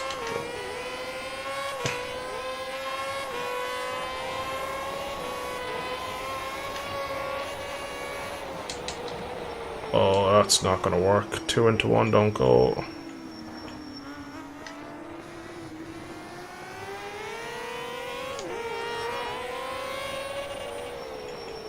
I think I screwed.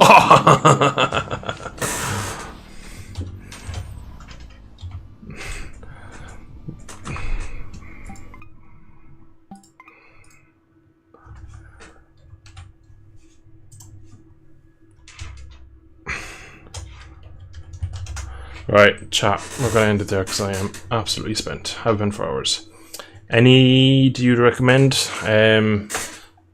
So GP 500 is pretty good at the moment.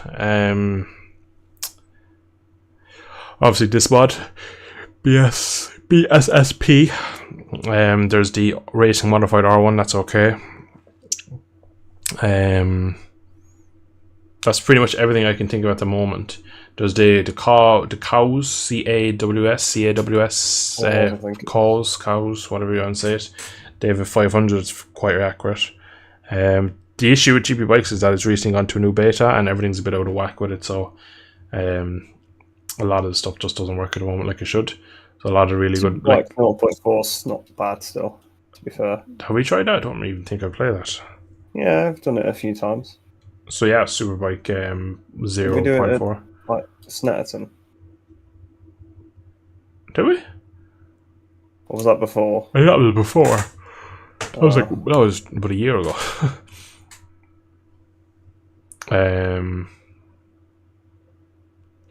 Oh, was it SBK Legends that we did more recently though? Honestly, no. I have no idea. I don't remember. Anyway, try the SBK 04. That's not too bad. SBK 22 is okay, but it's a bit broken with the front end. It has a lot of weird moments, but league racing goes well. Know any leagues that are English friendly in Oceania? Not really, to be honest. The issue is there's just not a huge player base on this game. Currently, I don't know of any leagues running bar the one I'm in, which is run by an American. There's just usually English friendly. Like the language, that's fine. For example, trying to find one that's good for your time zone. Yeah, which is a guy that we race. He's Australian, Superman, and he's down in obviously Oceania as well. So he races in pretty much all the same leagues as us. So I believe it's near midnight when he races. I think it's quite late, so probably time wise isn't amazing. But there's not a whole host of leagues really, unfortunately, at the moment. So just with a lot of the player base not choosing to play currently because of the issues with the new beta and some of the mods not being perfect with the new stuff that's been updated. So the game will rebuild, it always will. It'll come back stronger eventually. It just needs time to kind of iron itself out again, and then once it kind of gets that next update or two, or some mods get kind of sanded off and brought back to what they can be, then all the leagues will start again and people will be all hyped up playing it, and then we'll get full lobbies and stuff again. That'll be when it's fun again. But yeah, until then, probably more populated over the winter as well, when everyone's sort of away from school and work and that for a couple of weeks over Christmas. Oh, yeah, I agree. Like it was mad last year. Yeah, around Christmas time it's always busy because everyone gets on it. Yeah, a lot of digging to do is right, dude. Right, chat. We've been 3 hours 15 minutes. It's 3 minutes 12. I have work in like 9 hours. I am wrecked. My throat's going. I love you and Levy. Reese, thanks for joining for the end of the stream. It was good to get your input on the chicanes and racing lines and just some second opinions. Thanks for having me again as well. No problem. Chat. Thanks for all the support throughout the stream. I hope you enjoyed the MX bikes a while ago, and then kind of a little theory lesson there towards the end on GB bikes and some fun things. But yeah, it's been another fun night of streaming. Going forward, the schedule is going to be all over the place. I'll try my best to keep the Friday streams on track, because again, I think there's a lot of people out there who kind of just nearly expect them at this point, which I don't mind. But yeah, I am absolutely spent. Guys, thank you all for tuning in. I shall see you once again this time next week. So long, go fall. See you in the next one.